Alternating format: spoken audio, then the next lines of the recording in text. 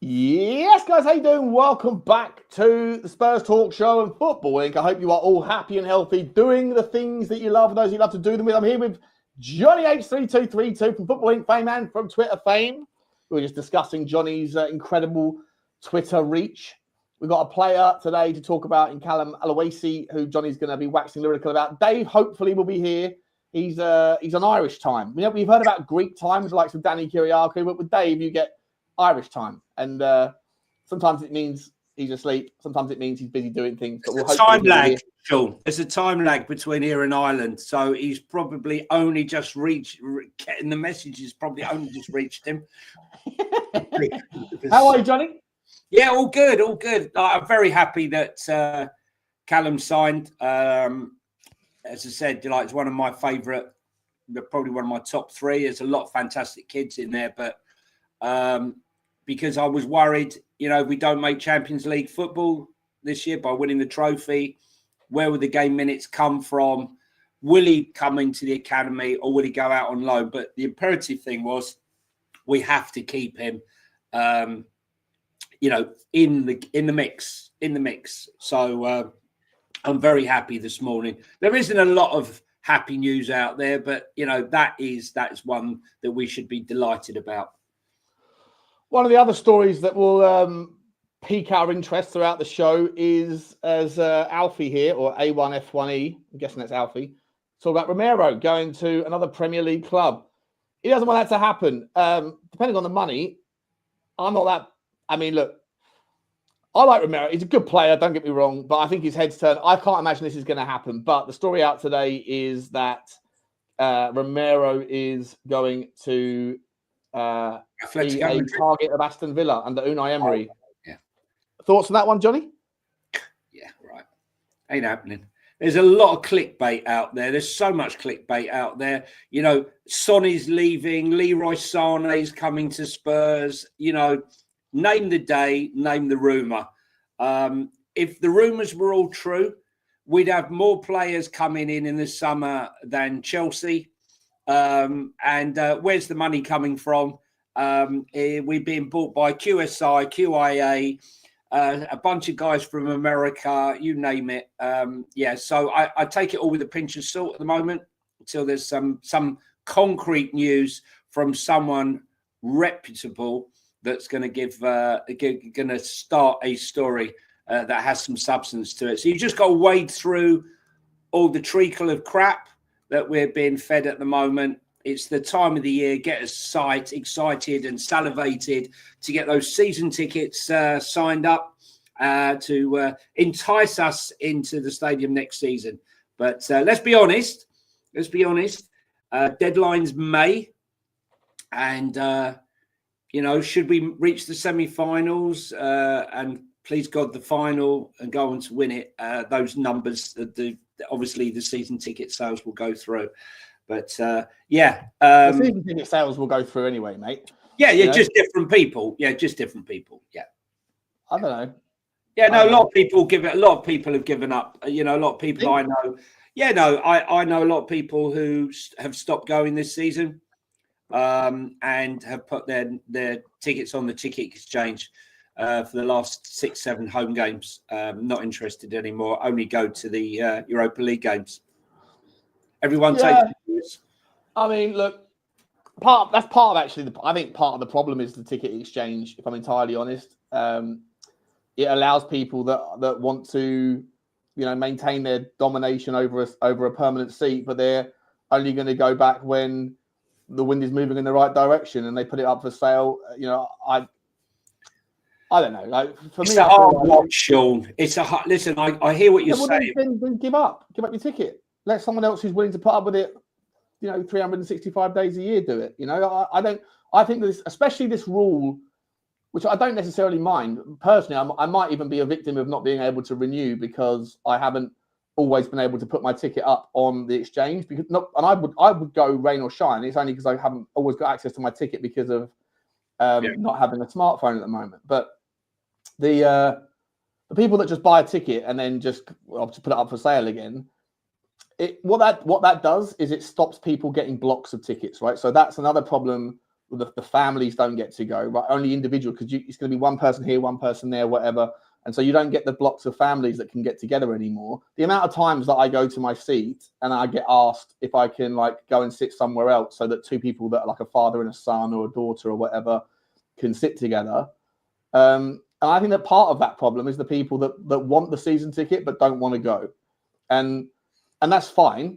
It is what it is. Like I say, do what you want. I've got no issues with people living their life the way they choose. But those same people are the people that then complain about things like rising ticket prices and also about the stadium atmosphere being shit when they're part of that issue. When they want to be a fair weather fan. When everything's okay, they'll go. But when they're not, they'd rather sit there and put the ticket up and moan. And I just think it's a little bit of double talk, mate. Double speak. There's a lot of double speak going on. A minute. You talked about wading through the treacle of crap.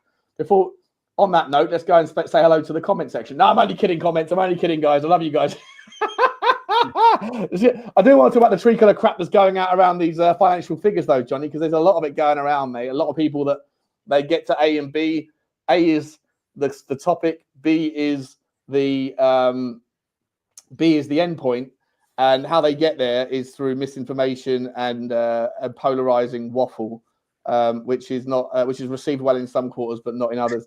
Kulu's elusive right foot. Big up, mate. He says, I've not seen a trio this good since Carreras, Domingo, and Pavarotti. I say Domingo. Hang on. Who is Pavarotti? I'm not taking that one.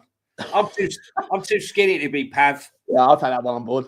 Given that we don't have a third right now, where is he? Where is he?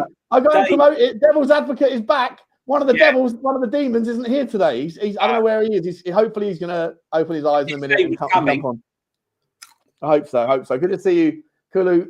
Polly Cooper saying, afternoon, Sean and Bugsy. Whoop, whoop, whoop, whoop. Good to see you. We said hello to Alfie Mauler. No chance he goes Villa. Just talk 100%.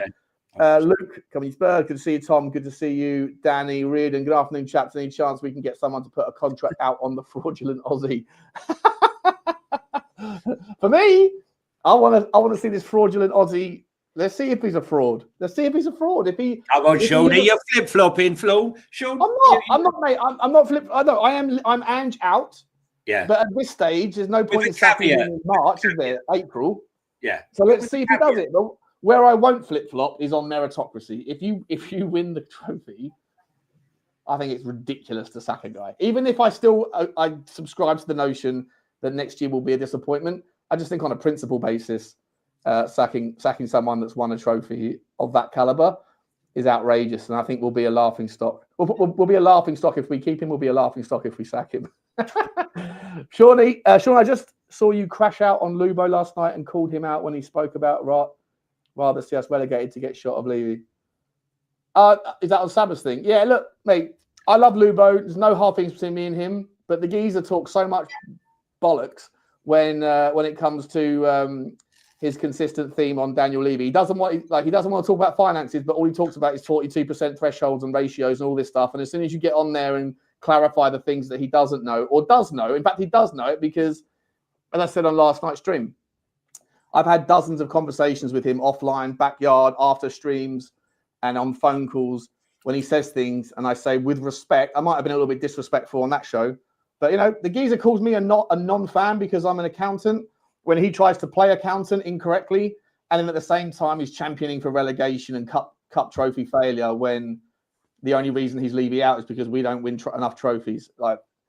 And for what it's worth, I gather from the people that have reached out to me that the comment section below the videos are one-sided and that I'm outrageous or something. Water off a duck's back to me, mate. I said this to Johnny earlier. Would Donald Trump give a shit about the comment section of a CNN video? Would Hillary Clinton give a shit about the comment section of a Fox News video? Of course not, right? Because the world is polarized. If you're a contentious person, then if you have strong opinions, half the world are going to agree, the other half aren't. And it doesn't bother me, mate. It doesn't bother me. If Saba wants to make money out of that stuff, then that's cool. It's all fine with me. Calm people. Levy will not sell Romero to Premier League club, says A user. Thank you for the super chat. Sell Romero to the highest bidder, I say. It's almost game day. I can't wait. We're going to talk about that as well, Johnny, in a second. I'm going to shoot through and say hello to everyone. Benny Boy, Drew Zilla, good to see you, boss. Smash the like, please, guys. Smash the subscribe. Get over to Football Inc. as well. Link in the description. Do the same over there. You know the rules. about 70% of people that watch this channel and probably like 85% of people that watch Football Inc. are not subscribed, and it's free to do. It should be just like a no-brainer. Johnny, mate, just talk about the tree kind of crap, mate. Like, am I right in thinking, like, you know, we had this conversation backstage. I don't mind if you don't want to talk about it, it's fine. But like, should I have to dial things back when people are out there talking with a straight bat about things that they don't understand? Look, I just think, Sean, like I said to you now, it's like trying to piss in the ocean and, you know, make a difference when you know your piss is clean or whatever. It's like that. All I'm saying is that the sentiment out there right now, when we're, you know, joint 16th or 14th, wherever we are in the league, no one gives a shit about the finances right now. I don't give a shit about the finances right now. All I care about is not Kulusevski. All I care about is the team doing well.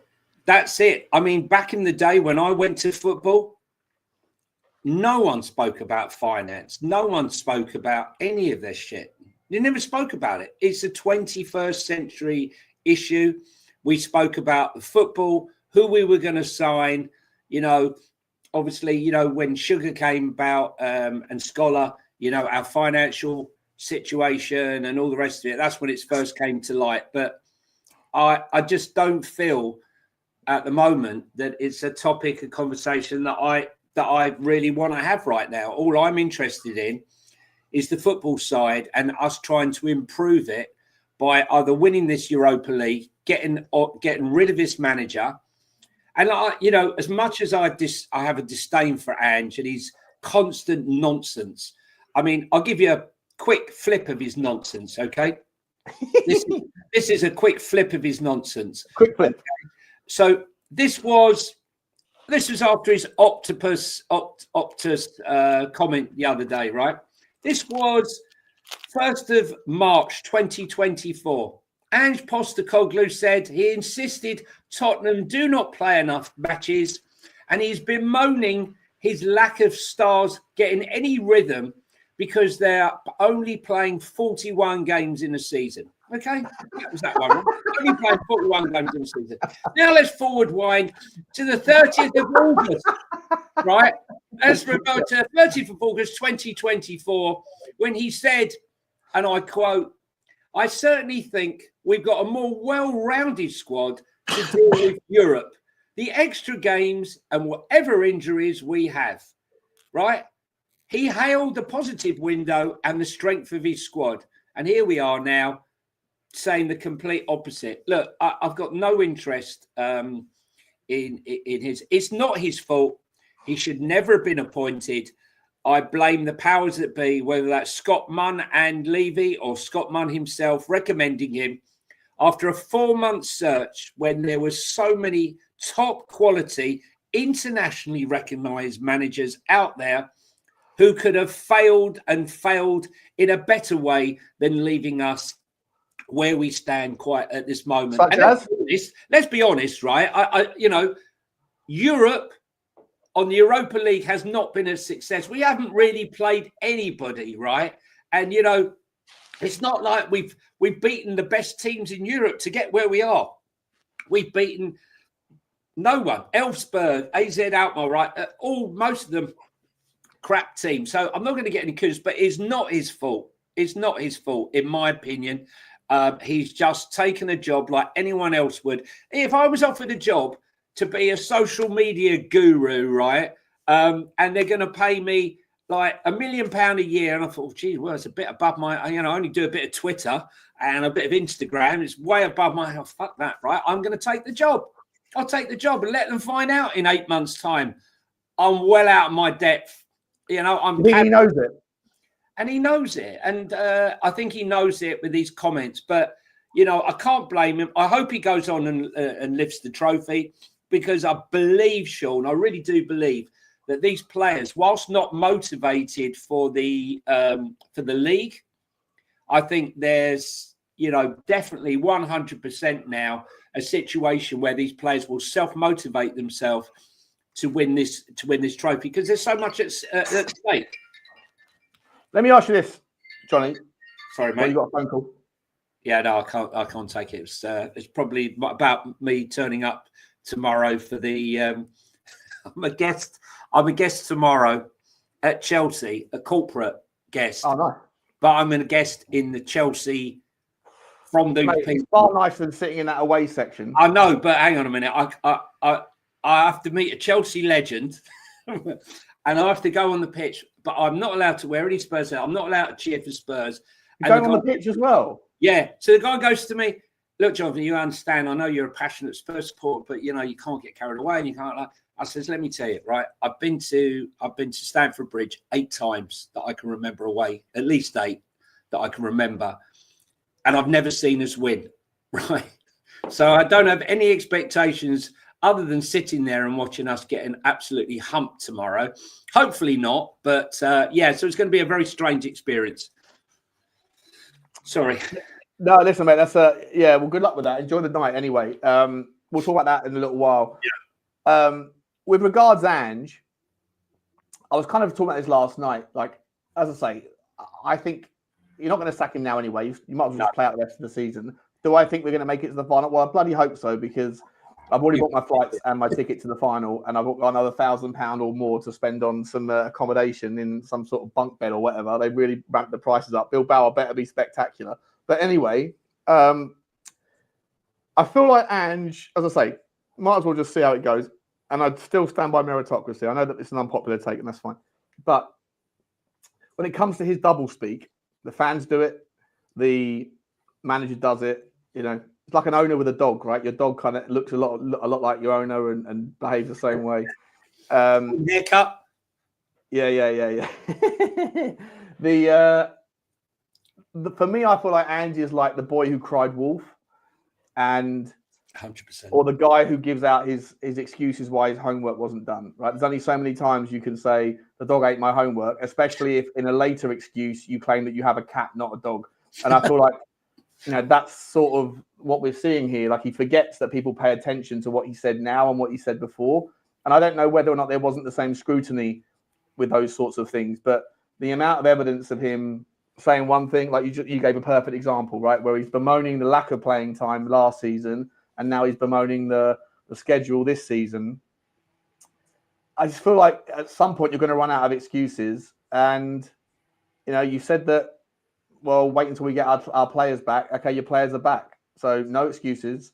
But we've already had that before. We had the same thing last season, right? And it didn't happen, right? So no, I agree with all of your sentiments. I do. And, I'm also just somebody who likes to play with doing the show, the devil's advocate. But I still just think that if the geezer wins the cup and then you sack him anyway, I mean, imagine if I said this last night.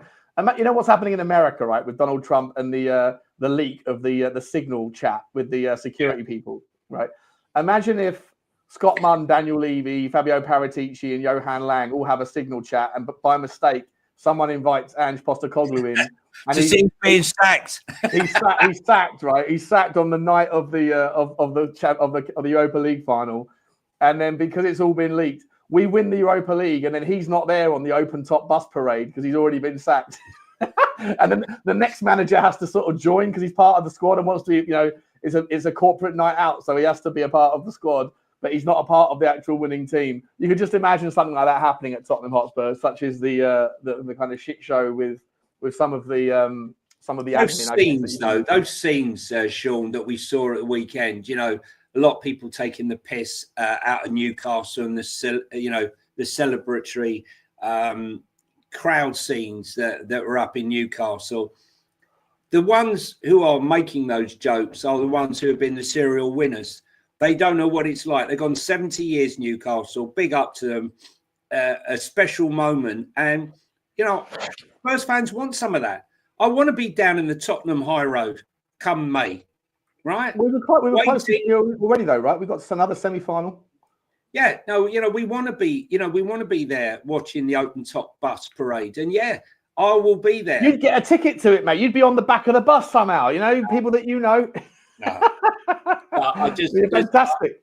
I just think, football is about making and creating memories, and, barring that magical moment in Ajax, You know, it's been a long time since Spurs fans have had magical moments, and you know, winning cups. You know, people know where they were when, you know, X put the ball in the net for this goal, or when Gazza scored the free kick at Wembley to beat Arsenal, take to the final, and games like that. And they've been slowly missing. You know, for me, other than that magic moment with Mora, probably my magic moment in the last few years was probably the final game at the Lane when we beat Man United to retain an unbeaten season at home. You know, that was a magical season. You know, we haven't really relived much of that at the stadium. We haven't made the stadium ours as a fortress, you know, from the fans or the way the team has played. And I just think, you know, winning the Europa League will be the catalyst to take us forward, both financially and, you know, the type of players that we can create and bring into the club and lift the whole club. And without it, I don't know what next season's going to look like. It could look very messy. I agree. I do agree. In fact, on last night's show, mate, I brought up this this thing as people reach out to me and say, how did you get to your £80 million wiggle room notion, right? And just for, this is the numbers here, right? So the revenue this year was 528. 70% of that, which is obviously only matters if you qualify for UEFA. But that's 369, right? The wages are 222. So as a percentage of the overall revenue, it's 42%. And then on top of that, the net transfer spend over that year of the accounts was 53 million, 83 million for Harry Kane and et al. Coming in. And then whatever we spent on top, 135 million or something like that. What's the 29.2 million wages, Sean, in 21-22? Oh, I've missed something off. But that should be 129.2. I think that's right. That's a faux pas. Sorry. But that's 129.2. I think it is. Yeah. So you get 10% so on top of that 10%, right? So 42% of the wages to revenue comes from 222 into 528.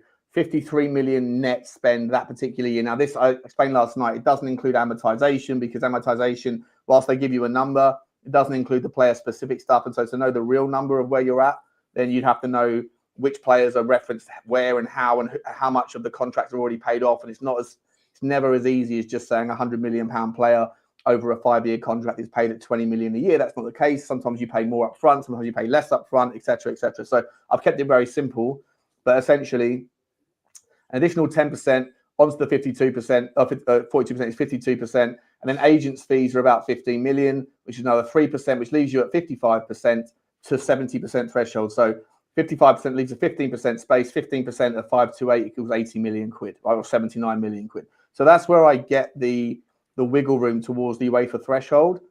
In terms of, let me get away from that now. Can I just add to that? Right, yeah, that's 80 million. That's if you don't sell anyone. Okay. Yeah, but that's not transfer budget necessarily. That's just wiggle room to the 70%. So you'd have to include any agents' fees. You have to include any additional, wages or whatever if you're going to factor that stuff in. And some people think it's easier just to go, if the budget's 50% wages, 50% transfers. That's not always the case. It was the case with Tanguy and Mbele, but it wouldn't be the case for most players. But if you were to sign a Jack Grealish, it might be even like 40% transfer fees, 60% wages. But either way, you've got 80 million quid there, wiggle room to the 70% threshold based on last year's numbers, which again will be out of date by the time you qualify for the next season's league, because they'll be they look at January to December, whereas the Premier League accounts are obviously June to July, right? Or also, July to June, rather. If we don't qualify for Europe, it will be null and void, that conversation. So, that isn't going to be relevant at all if we don't qualify for it. But I do think that, players will leave if we don't get Champions League football. It's as simple as that. And, don't be shocked if Fabio does go to somewhere like Milan or to Juventus or wherever he may go, that he ends up trying to get to get Kulu back. The only trouble is he doesn't have the money. Forget Edison at Atalanta. He's going big time. I can't see him coming to Spurs. Really, I wanted to ask you this because I had like a bit of a thought process last night. Is part of the reason why we don't do very well with our transfer strategy in terms of outgoings is part of the reason that you're in this kind of weird bubble as a Tottenham player and part of a club that's perennially knocking on the door, where you have players that won't want to necessarily drop down, right, to a team below us, unless they're out of their depth, deemed not worthy at the tail end of their career, etc. Maybe a Bissouma would or whatever. And with European football being generally broke, is there the argument to say that it's far easier for a Wolves or a West Ham or a Nottingham Forest or whatever else to attract a player that hasn't proven themselves because they're on a stepping stone towards something better, right? Without paying the wages, and then if you find the right mold and your identity of talent is superior to a lot of teams. But on top of that, it's difficult for Tottenham because like most of the players that you'd want to sell are not the best players, right? You don't really want to sell. I mean, Romero we'll talk about more in detail in a second, but you don't really want to sell your best player. You don't really want to sell the likes of Maddison or the likes of Sonny or the likes of Kulusevski or whoever. And they're not going to want to go down. They want to go up if possible. And so other clubs around you in Europe don't have the money. Most English players don't really go abroad anyway. And then the teams above us, well, they're not going to want to buy the best players from Tottenham anymore because they can probably find better value for money in smaller clubs that also have the ability to attract talent that are more willing to sell and that the players are more willing to leave from and push for that move. So we were talking last night about, like, you look at Crystal Palace, right? People were saying, let's go and get Oliver Glasner and take Crystal Palace's three best players, which are Eze, maybe Adam Wharton and Guehi, for example, right? That's 25. That's more than 25%, Johnny, of Crystal Palace's first choice 11. You look at West Ham, their best three players are also very, very good and would get into most teams. I would make the argument that it would be easier for those three players at Palace to get into top teams than Tottenham's three best. Who are Tottenham's three best players? Van der Ven, Romero, and maybe Decky? Well, it's all subjective, you know. It's subjective. Interesting thing with Crystal Palace is now, shockingly, one of the best directors of football out there, Dougie Freeman, is leaving to go to a Saudi second division team to run their sports division. Right, wow. Nothing to do with money, Dougie. I don't blame him. Because he's been absolutely brilliant. He's been absolutely brilliant for Crystal Palace. Some of the signings he's made, you know, Eze, Mateta, Walton at 25 million. He knows what he's doing. He's had a couple of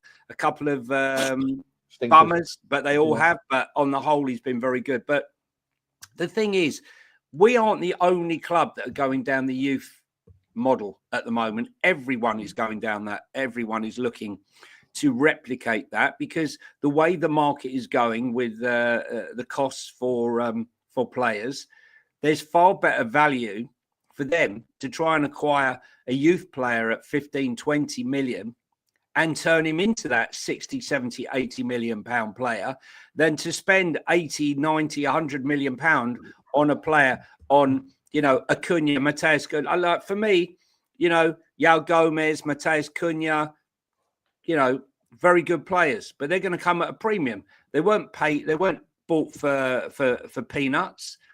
But, you know, we know which model Spurs will go. We know that they will go for Angel Gomez and try to get a Jonathan, a David. But at the end of the day, he's going to go to a top player in Champions League. So for us to attract those sort of players, that's why I always feel Spurs, instead of going for the Shevchenkos, we end up with a Rebrov. Instead of going for a Goykeres, no disrespect, we've ended up with Solanke, right? We always seem to, instead of shooting for the stars and landing on the moon, we go with a half-hearted rocket. And I'm not slagging off Solanke because, like, Solanke works his arse off, but I think Gyökeres, can Tottenham realistically get a Gyökeres? Well, we could have if he's available, Liverpool will be after him. Yeah, but we could have bought him last. Listen, look, I was going on about Edison at Atalanta over 18 months ago, right? We were talking about Hanko 18 months ago. Hincapié had been going on about since the last World Cup. Okay, if you have the foresight to, and I'm not in football, I just happen to love football, talk about football, live football. Okay, but if that's your job, what better job than to have? Now, what I'm saying to you is that you can invest in the talent when you can clearly see it. How many of us sat there and said we should have bought Eze 2 years ago, or we should have bought so and so 2 years ago, when we can all see the talent that was there? And I feel like some of our purchases, look, Brennan Johnson, with the greatest respect to Brennan Johnson, right? We ain't ever getting £47 million back. Okay? I don't care who you are. Who's ever going to buy him? Forest are a better team having sold him, right? Bournemouth are a better team having sold Solanke, right? I'd argue, though, that Brennan Johnson would fit Nottingham Forest's team under Nuno. They don't miss him, do they? Look at Anthony. No, they don't miss him. But, I mean, that goal that what's his name scored yesterday was just Elanga. Elanga was just fastest player in the league. Second fastest player in the league. And my point is, they took that £47 million, and what they bought with it was, Milenkovic, right? I mean, like you and I were speaking about him how long ago? Oh, 2.5 years ago. I mean, like forever we've been talking about him. He goes to Forest. He's outstanding. Well, they found this guy. What do you mean they found this guy? Right? Like, Sean and I have been talking about him for like over 18 months. A lot of people have, to be honest. Like, I'm not saying we I think a lot of people that watch football. Yeah, that's what I'm saying. That taking a little bit of continental, especially the German league, especially, I don't particularly watch too much of the Italian league, but you come across. I watch them obviously in the Europa League or the Champions League. Dutch football for me, it's always a hard one because Dutch football is the best to watch. It's brilliant to watch. Dutch football is just it's cracking. You never know the level you're watching. That's the problem. Sorry, you never know the level. Look, can I just? You just never know whether they're going to translate. I'm not saying that I have this sort of insight. My point is the complete opposite. What I'm saying is, how can we be talking about him for the last 2 years, and we're signing, Radu, right, for 35 million, right? And then this guy's gone in and he's looked, and Murillo, there are players, who stand out. I know, right? There are players that stand out. Not all of them you know about, but Spurs seem to sign a lot of the less than, Yeah, listen, I know. I would, again, like, just for the point of devil's advocate, people always think if, like, unless you're 100% criticizing the club, then YouTube thinks that you're an anti-fan or whatever. It's just, it's ridiculous. But for the purposes of balance, when you're going through a massive squad overhaul that's taken the best part of 3 or 4 years to get through, and we're through the most part of it, there's always going to be players that you don't fancy anymore. And I think that we're in the shape now where, given the finances that are very strong and healthy from the off-field, but the on-pitch stuff is not good enough, clearly. That if you've got to buy 8 players a year, then no one can do that. Manchester City can't do that. Liverpool never do that, but no one can do that and still buy 70, 80, 90, 100 million pound players. And like Man City went like gangbusters in January, but they still paid, relatively reasonable money for most of the players that they bought for the valuation that they got. I mean, Mamouche, obviously, they paid a lot of money for, but that guy looked absolutely classy. Mustard. He's mustard. Yeah, Kuznov, they didn't end up paying that much for, and he's had a bit of a shaky start, but I'm sure he'll come good. Although I did say I don't rate the guy's viability for the Premier League. I said that all January. But either way, like, the guy's is a shaky start, but he's doing well. He'll do well in the end. But I just think that when you've got these 8 players, 9 players that you've got to buy every season across 2 windows, Johnny, it means that when you're working with bigger budgets than most, you have to get everything spot on. Now, look, you look at like the likes of Nottingham Forest, and you go fair play. Your transfer, and everybody was looking at Forest a year ago when they first came up, and they only had 8 first-team players in their squad. The rest were on loan the year before that then got sent back, and then they went and bought like 20 players, and they had to go through the punishment, the points deduction. They sacked that lot. They were all sacked. Yeah. That's what I mean. But they went through everything. But then their second rotation, let's be honest, like it's been a phenomenal success. Like they're in the semi-final of the FA Cup, and they're in, third place, but they're probably enough points ahead of, because 4th place to 10th place is open door. It's an open chat. But the Premier League this year, in fact, this is where I want to go. Let's press pause on the Tottenham. Can I just add to what you were saying there? You're right, but to be saying that year after year after year, we need 6 players, we need 8 players. I understand that, but when you're building the project, okay, the project shouldn't need 6, 8 players every single time we get to a window. And the window closes. We said last summer we should have got a backup left centre back. We should have had a backup left back. We should have had a backup creative midfielder. We should have had this. We should have had that. We should have had a backup goalkeeper. Right? We've had all these conversations, but they're not a conversation that's only been had this season. It was I hear you. last season and the previous window. So whilst your point is 100% correct, when we're looking at the Spurs project, since we've been in the new stadium and acquiring a better squad and a deeper squad, I feel like that has been mishandled. I don't disagree, mate. More money, more problems, right? We've had more money, and then we've ended up not elevating our ability to use it better. With the exception, in my opinion, of Dominic Solanke. I know a lot of people feel differently, but I personally think Solanke's been very good, and I think he's a good worker, and I think he's a good fit for this system, and I think he'll fit into the next system as well. But for the most part, we've wasted a lot of money on the bigger players. Like, we shouldn't have bought Brennan Johnson. That's regrettable. And that's a lot. That when you go big, you have to get the big ones right. And I know 50 million isn't big money anymore, or 45 million, but it is still a lot of money. Timo Werner twice. I know we didn't buy him, but look at we spent a lot of money on his salary, right? 180 grand a week, which is what? That's 9 million pound a year. So 18 million pound, plus we probably paid a loan fee for him as well at some point. It's a lot of money. But on top of that, you've got Richalison. I know he's your boy, but like I think he hasn't delivered. I can't, Yeah, and that was a bad one. Lo Celso was a bad one. You have to go back a little bit further to the likes of Sessignon and Dombele, Jack Clark. Come on, it's Sissoko. How much do we pay for Sissoko? I honestly cannot 35 remember. million quid, and that was 35 million quid was actually a lot of money, right? Look how much money has been wasted. What I'm saying to you now is, whatever you say about Fabio, and a lot of people are against Fabio, but the vast majority of the players that he has there, they have an intrinsic value that still stands the test of time today, and in many cases it returns us a profit. Pape Matar Sarr, 12 million, returns us a profit. Destiny Udogie, 15 million, returns us a profit. Would you sell Destiny Udogie?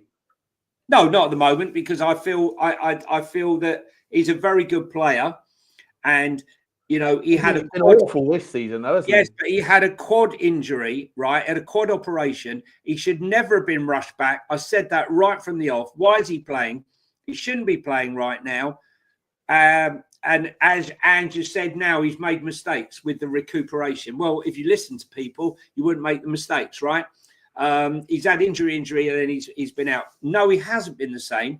But to write him off, second of all, if you saw him play for Udogie, where he hugs the wing, right, receives the ball and drives into the open space. This back three notion, right? Yeah. I mean, look, I don't want to keep harping on about this stuff, but I don't believe that hardly any of the players in this squad have progressed and improved under Ange Postecoglou, right? That's my opinion, right? I think a lot of them have regressed. You can say Kuru's... Who's regressed? Name the players that have regressed. Well, him for a start. Destiny's regressed. Yeah. I don't think. Romero. Romero's regressed. I think. What's the name? Pedro Porro. Pedro Porro's regressed. Maddison has regressed. Maddison's not, we're seeing fleeting moments of him. Yeah, a lot of the players I don't see. Bissouma? Or has he always been terrible since he's come here? Well, I think Bissouma. Listen, when Bissouma came, I was quite excited by him. Seeing the player that he was at Lille, plus the version he had at Brighton. I thought two different versions of him. Lille was more attacking player, playing further forward, and Potter had him more as a sort of a six and defensive midfielder. I thought he'd be a hybrid of the two. But look, Bentancur? No, Bentancur's no, he hasn't got better. I think the system regressed. Yeah, regressed. Yeah, I think the system doesn't suit the majority of the players.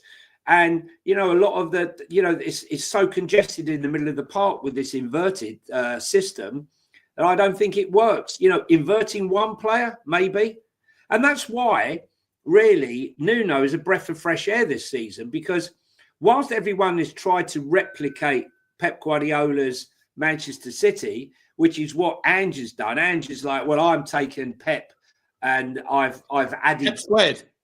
Pep squared, yeah. I've added to Pep. I'm Pep plus, right? A little pep in my step. Pep in my step. And Nuno has gone and they said, no, I'm not going to play that game. What I'm going to do is I'm going to play like nobody else really plays, and I'm going to let you have the ball because I'm confident in our defence, but I'm also confident that our breakaway speed with Elanga and Morgan's Gibb White and the rest will return us a win, right? And he plays a different style of football, and that's what's called the Premier League. Would Tottenham fans be happy with it? If you were I see other channels, Johnny.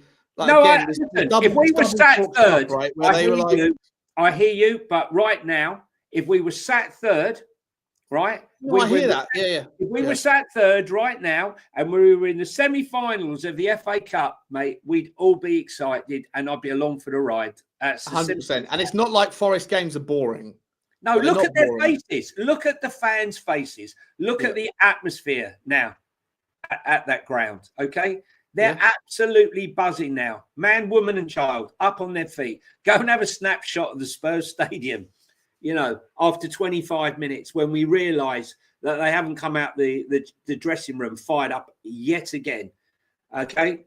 9 times this season, 9 times under his reign, we haven't scored a goal, or haven't had a shot, we haven't had a shot on goal in the first half of a game.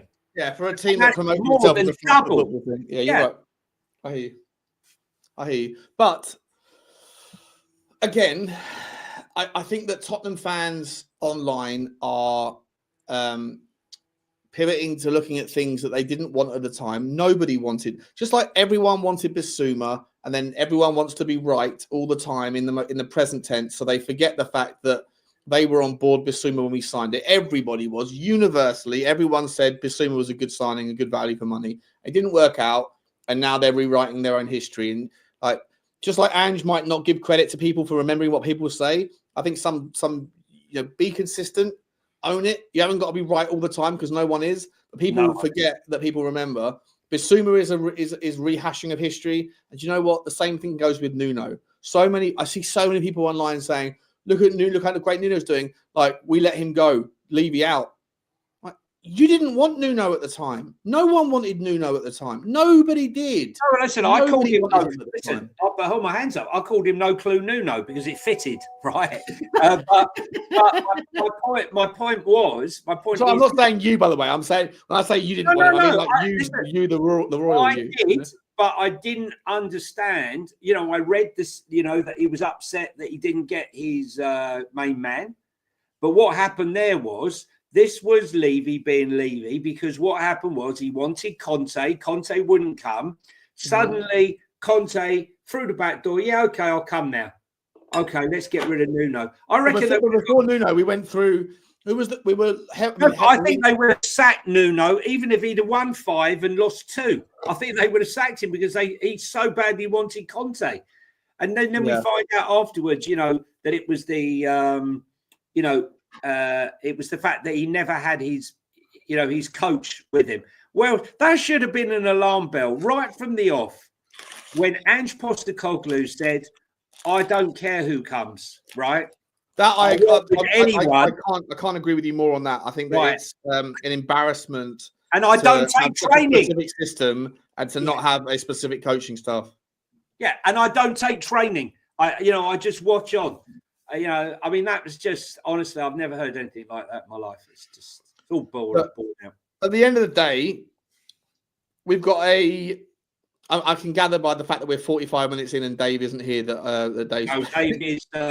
I just had a message from Dave.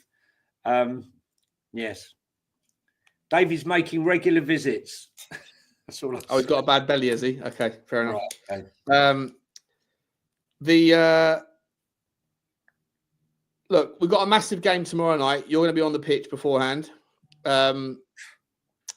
How does Tottenham shape up for this one? How do we prioritise this? You got Southampton again, then at home, then the biggest game of Ange's career on Thursday night, right? What's the priority here? Bearing in mind, and I know people on this channel, I would hope, appreciate that finances. I'll take your point you said earlier that 20 years ago, no one cared about finances, but it wasn't the fans that brought finances in. It was the lawmakers, right? That they made everyone become a semi-accountant. Dave is about to enter the building. It's coming on. Oh, lovely. From the shitter. Turn your camera off, mate. No one wants to see you wipe your ass, okay? No one wants to see you wipe your ass. Okay, Dave. Please go before you come on. Dave's here, guys. It's a perfect time. I'll get Dave's opinion because I want to talk a little bit about Ange. I want to get Dave's take on Ange and whether or not winning the cup should be rewarded or otherwise. But you were talking about, like you said at the start of the show, that why are we all accountants? I'd be an accountant anyway, mate. I'm not even a qualified accountant. I've read 10,000 analyst reports, so that's why I kind of understand this stuff. But so I'm interested in that stuff anyway. Other people don't have to be, but I don't think it's not fan led. It's the laws, right? The law became a big factor. Everyone suddenly was, oh, wait a minute, these teams are spending too much money. Now they can, now they can't. Will they be able to? Everyone now is looking at those things. Whether we like it or not, it's a massive part of the slice. But my question around how do we prioritize Chelsea and Southampton, Johnny, is because you rightly mentioned the other day when we when we skimmed through the accounts, that every position in the Premier League is worth 3 million quid, right? And so if we're 15th or whatever we are now, and let's be honest, like the race for top four is obviously beyond us, but 10th to 4th are still involved in that. There's 6 points spreading 10th to 4th, I think, right? So the difference between where we are and where we could be is probably 11th, which is probably 12, 15 million quid. So, and when you look at the fact that the Europa League doesn't give you as much money, it does amplify. It is a bit of a logarithmic algorithm when it comes to like prize money as you go through it. So if we were to get to the semi-final, you probably make an extra sort of 5, 6, 7 million. I'm not sure, but maybe I'll just estimate 6, 7 million. You get to the final, an extra 12 in total. You win it, probably an extra 30 million quid, right? And then obviously you get the bumper. But like, should we be sitting here dismissing the league entirely because we can't go down when if we finish the league strongly, we can still make an extra 15 million quid in the prize money? And I'll welcome David. Here he is. Hey, David boy. Well, how are we? How are you feeling, buddy? Yeah, not too bad, lad. Do you know what, lad? I had a shit sleep last night, and then I fucking said I'd lie down at 11 o'clock for an hour for a nap. I just thought you have to wake up now, lad. It's great to have you on, mate. Great to have you on, buddy. And I'm so sorry about yesterday. I missed you. No, you're all good, lad. You're all good. How are we anyway? Good. We're all good. We're all good. Just to say, David, Sean, that the money, the £3 million a point, it's all relative. But there's one thing that really makes a difference is momentum. And if you want to go into that game against Frankfurt with confidence, then we need to get a result against Chelsea. We need to smash Southampton and go into that game with confidence. And that's something, we just haven't had. at the moment. And, Bournemouth right now are 10 points ahead of us in 10th right now. So we ain't going to catch them, but 11th to 16th is probably reasonable, right? So do you focus on the league and the cup, or do you prioritize just the cup? But bear in mind that there is a financial penalty for completely dismissing the league. Just because you're not going to go down doesn't mean you shouldn't also try and do it, finish your heart strong. And you're right, Johnny, about the momentum thing. Well, so it's a combination of both. They're both self-fulfilling prophecies, aren't they? So, you need to get momentum, you need the money. So, having both of those are have a positive outcome. If you lose against Chelsea and you don't play well against Southampton, we haven't won. We're not making more money. We're not going up the table, and we're going into the game without confidence. So, confidence breeds confidence. Confidence breeds wins. Wins brings money, and that's it. What do you reckon, Dave? Look, I don't think we can afford to sack off the league. I think with the players and the manager being under pressure, I think they have to start picking up results in the league while combining the Europa League. Between now and the end of the season, I don't think we're in a position where we can pick and choose. Don't get me wrong. There are going to be some games heading into Europe where you will see some rotational changes, but look, the whole project needs belief, it needs buy-in, and the only way of doing that is by winning games between now and the end of the season. Dave, do you think that, though, managing both, but I don't even know who's on the injury list still. Decky's not quite back yet. Maybe he is, maybe he isn't. Kulu's a couple of weeks max. I believe Richalison's back for Frankfurt. Richie's back. Richie's been back. Richie, Richie's back. I think Richie will score against if he's back for Frankfurt. I think you know what, these people have a wonderful way of mudding me, right? I said this before. I called out Eze last week. I said Eze ain't the player that he was, or at least the trajectory hasn't continued at the same velocity. I reminded him, guys. And then he got exactly. I said this. I was out with my dad, right? I said, Dad goes, "Oh, are you coming?" I was like, "Yeah, I'm outside." And he opens the door and goes, "This is on Friday for the England game," and goes, "Eze's just scored a worldie," and I've gone, "Oh no!" And he goes, "What?" I was like, "I'm going to get a text message in about 5 minutes from Johnny."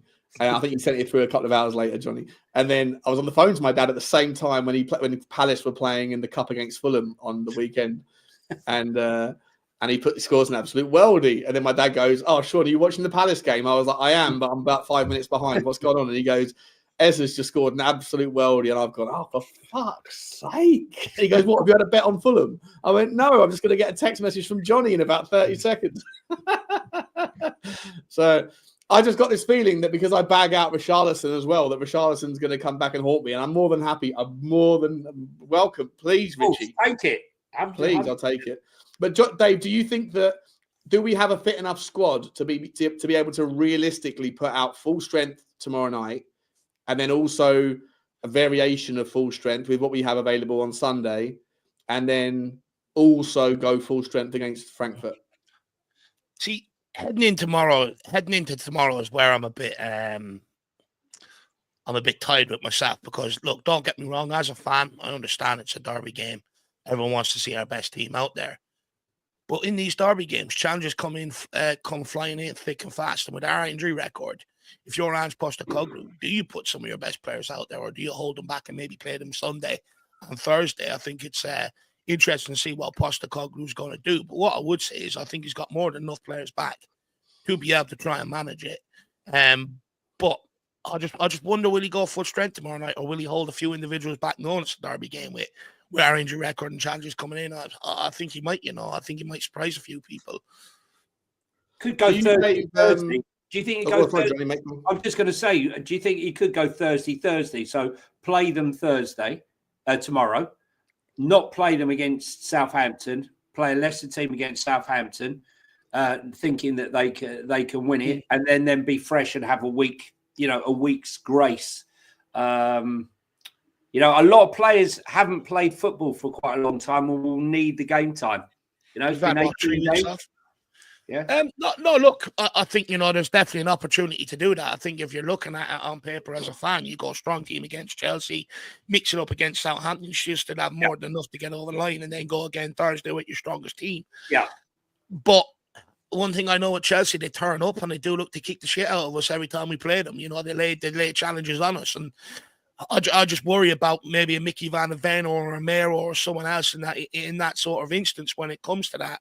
But what I will say is, though, I do think there's a golden opportunity here for these players and for the manager to build up momentum heading into next Thursday, but also to buy a bit of buy-in, and belief from the fans heading into next Thursday. And I think if we can do that, I think that might actually work out in our favour Thursday night. Everybody sort of, on the one page, pulling in the one direction. So it'll be interesting to see what happens. But I think, when I look at this Chelsea team compared to the Chelsea team I'm used to watching under Abramovich and stuff like that, I think there's a massive opportunity here for us to break that curse at Stamford Bridge to a large degree and try and start a bit of authority. Like, people forget, we were 2-0 up in the first leg. We threw it away. We had a chance to go 3-0 up or 4-0 up with a couple of chances from Son as well. So this isn't the impossible task that it has been in years gone by when they've had the likes of your Lampards, Drogba's and players like that. They're there for the taking this tomorrow night. Do you think, boys, I'll start with John in this one, that winning against Chelsea will... How long has it been since we last won at Stamford Bridge? 2018, so I think it's been, 6-7 years now at that point. But then before, it's like one win in like 30 years or something silly, isn't it? Right? Yeah, sorry. And they used to call it 3-point lane coming to us as well, remember? Would winning against Chelsea win Ange Postecoglou any favours? Of course it will. But like to the point where people would change their mind and say... No, it would give fuel to the ones who are backing him. Look at he's done. We haven't won there in 28 years. We're going to have all of those. Interesting. Andrew's just done his press conference. I've just seen it, and quite interesting. He says that Tottenham boss admits there's some outstanding candidates out there if the club decide to sack him. Who said that? Ange said there's some outstanding candidates if the club are... Yeah. Asked how he deals with the talk, he said, I know my responsibilities. I'm sure if the club decides to go in a different direction, there are some outstanding candidates out there for my job. And you know what? Maybe somebody out there will think, oh, you know what, Ange Postecoglou, he's not a bad coach. Maybe we'll take a punt on him. Oh, my God. It doesn't rock my world. What in the hell is that? It doesn't rock my world. It doesn't consume me. I'm here and I'm passionate about what we are doing. I was brought in to change the way the club plays, rejuvenate the squad and bring success. I am focused on that, and that's what I keep doing. No, you're not. You don't keep doing it because you're not bringing success and you haven't changed the way the club plays. And that's a mad statement. This guy's asking for the sack, is he not? There's some great candidates out there, and maybe someone will take a punt on me. What on the fucking God's green earth was that? Is that his attempt at sarcasm, or I don't know. Listen, all we know, Dave, is it's not humorous anymore. I dread listening to his pre-game and post-game rants because they're just bullshit now. And you weren't here, Dave, earlier when I read out what he said at the beginning of the season in March. For those who may have just turned up, I'll quickly read them. So Dave's on with this. You might have heard them or you might not have. So in 1st of March 2024, Ange Postecoglou insists that Tottenham do not play enough football matches, and he's bemoaning the lack of games for his star players to gain rhythm, with Spurs only set to play 41 games this season. Now, that was at the 1st of March 2024. Then forward wind to the August of that year, and he says, when the transfer window closed, I certainly think we've got a more well-rounded squad to deal with the vigours of Europe, the extra games, and whatever injuries we may have. He done an interview with Up the Sport there 2 days ago, didn't he? Where he sort of said, "Look, there was mistakes made around the planning of the season and stuff like that as well." Just quickly, Johnny hasn't seen it; he's just reading it, so we don't know. There might be, of course, there might be context. If he's saying it in a way that is tongue in cheek, then no, I'm. Are you reading it, or have you seen it? I'm reading it from Sky Sports. Yeah, okay. So obviously, reading things might those be. Are his comments. Those were his comments at the press conference today. And Postecoglou admits there are some outstanding candidates out there. There you go. Look, there you go. He says, "Here we go. I did not hear it like that." Okay, I'm just reacting to the way that Johnny read it, but Johnny hasn't seen it either. We're just reading it. It's not like fucking hell. Oh my God! Hang on, I'm reading. In come the Angiophiles who want to. It's not what he meant. It's not what he meant. Can I can play the video sound. I can play the sound, can't I? Of the thing. I don't know, mate. I don't know. Yeah, play it. Go on. Hang on one second. Right, hang on 1 second. I'll just wait for the adverts to come along, and then we'll play it. So many adverts on that Sky. I mean, honestly and truthfully, this is what you're dealing with the fan base when you're just reading out something. It's coming, guys. Just bear with me. Here we go. 3, 2, this would not be possible. 1. Here we go. Sky Sports coverage. Hang on 1 second. Oh, here we go. Now.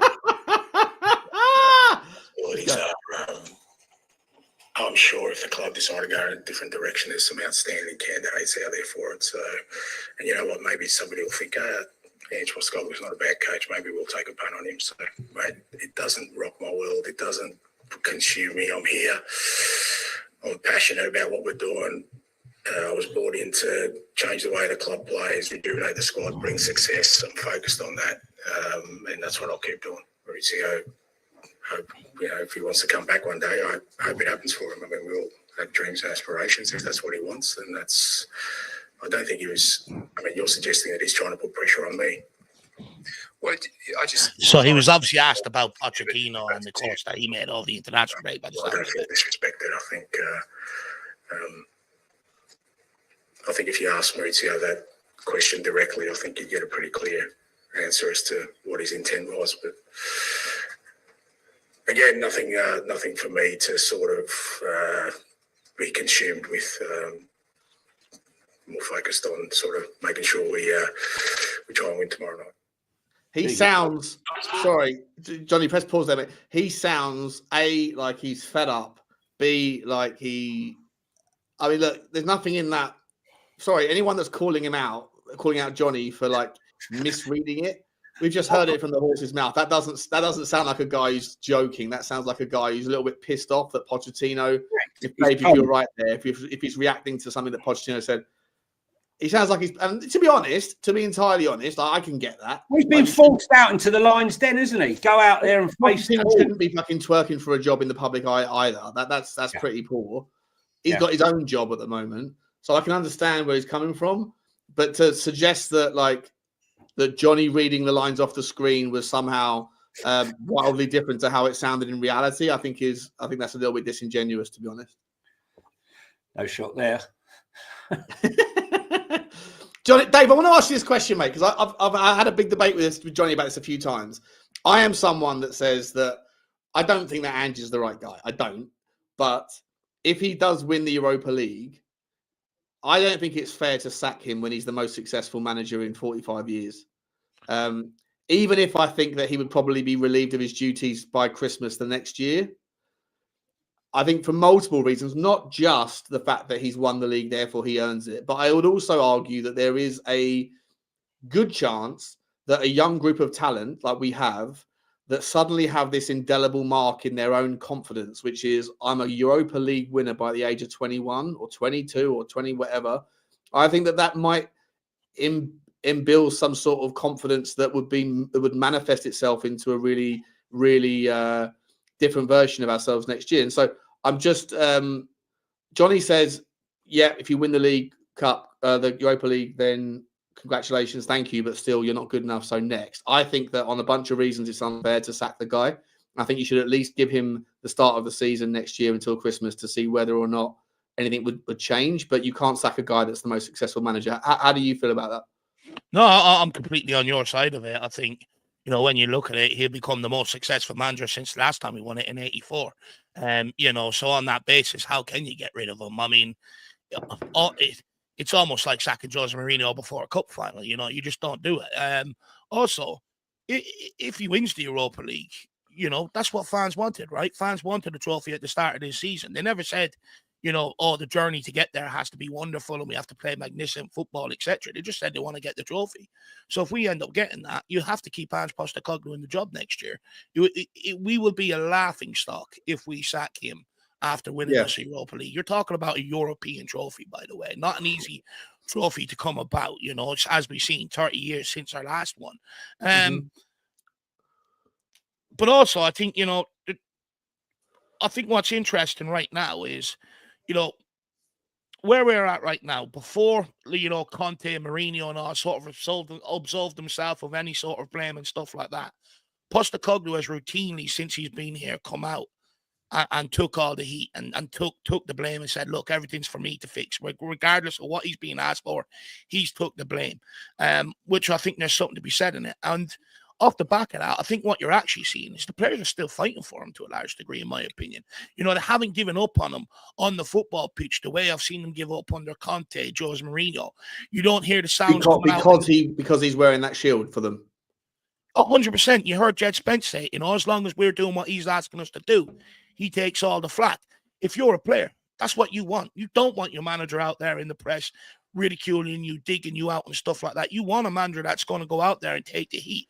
It's something that all the great managers have done before. And the reason why they do that is because then when it comes time for them being under pressure, they step up and deliver. And you would argue when it's come about his job and people say, if we lose this, he's gone. We've stepped up and we've won. You know what I mean? To a large degree. So I think there's a lot to be said for that. And I think if you do win a Europa League, it's probably what the whole club needs moving into next season. You'll have the fans, the players, the management all on one sort of wavelength. I think people would be surprised. I think even people now that say, even Johnny, right, says, if he wins, he's got to go. I think Johnny would be surprised. If we win, he'd be so happy. He'd be sitting there, asking for him to stay and apologise and saying, I got to I would apologise, Dave. I've said I know you will. I know you will. But I will hold my hand up. In the Europa League, I think people might start thinking a little bit differently. Where we are at right now, people are going, even if we win the Europa League, he's got to go. And I've heard the likes of Eric Ten Hag sort of being referenced as, a reason not to keep him on the following season if he does. Reality is, you're telling me United fans wouldn't rather go back under Ten Hag now and win trophies, knowing the way it was going to go after they sacked him. I heard David Moyes being mentioned. You're telling me West Ham fans wouldn't want to get back to having David Moyes in charge and competing for these trophies? Of course they would. So, it's not, I think personally it's a bad idea. I think it's a bad look, a bad rep for the club if you sack a manager off the back of winning a trophy. I think if he wins, he's 100% in the job next season, and I will back him. So can I ask you a question, Dave? Johnny, just one second. Just want to finish the point. If he loses, Dave, if he loses against Frankfurt or against Lazio, sack him or back him? Look, I'd make the argument he probably needs to go to a certain degree. You look at it then, that'll be over 20 losses in a season. That's nowhere near good enough. But then I'd also argue, if he doesn't get over the line, I think when you look at the state of our squad and how young it is right now, you probably do need a manager moving forward that is more on the sidelines. With some of these young players, like, the likes of your Berghvall coming in from the Swedish second division into the Premier League, they need coaching through game. They need instructions. They need an arm around the shoulder. And I just think that's where maybe the mismatch is this season. And I think a lot of it was created in the summer. Postecoglou was a guy, and I said this at the start when everyone was saying to me he's a project manager. I said, no, he's like a Jose, like a Conte. He wants to go and win. Now he wants to go and win trophies. And I just look at I think the biggest part of me, the mismatch this season, is Postecoglou not really, trusting a lot of the youngsters at times when maybe he could have. On the sideline, I think sometimes he can make their jobs easier by just giving them a little bit of direction, and he doesn't seem to do that. So I'd make the argument, if we're going to keep going down the route in the summer of signing more young players, then I think you have to make a change, and you do need a manager that is more hands-on. If we're going to go down the route in the summer where we're actually going to recruit quality first-team players, I think there's an argument to be made to say give Postecoglou next season, because one thing he has highlighted a lot this season is the lack of experience, the lack of leadership. Yeah. Sorry, John, you wanted to ask a question or come back in? Yeah, no, I was just going to say I have a worry of Ten Hag where, again, we win the trophy, we go into the Champions League, we give him a big budget, and he wastes it all. And we're back into the league position, getting beat, playing the same thing, same scenario all over again. And I think it would be a missed opportunity. But I 100% agree with you, Dave, with what you're saying. When I look at some of the old footage of Pochettino in those early days, with how he was with the kids and the younger players, putting his arm around them, even some of the senior pros, pulling them over to the sideline, a little word in his ear, giving them a bit of encouragement or reprimanding them on the touchline. That's not what I asked you to do. That's what I want with my, with my coach. I get into trouble a lot of the time when I, going back a year and a half now, when I've said I can't bear watching Ange Postecoglou on the sideline, not interacting. What do you want him to do? Be like Conte and kick water bottles, or Arteta doing windmills and running along the touchline? No, right? But I would like him. I wish someone would take him out, honestly, on that sideline. It's an absolute farce. Doing windmills.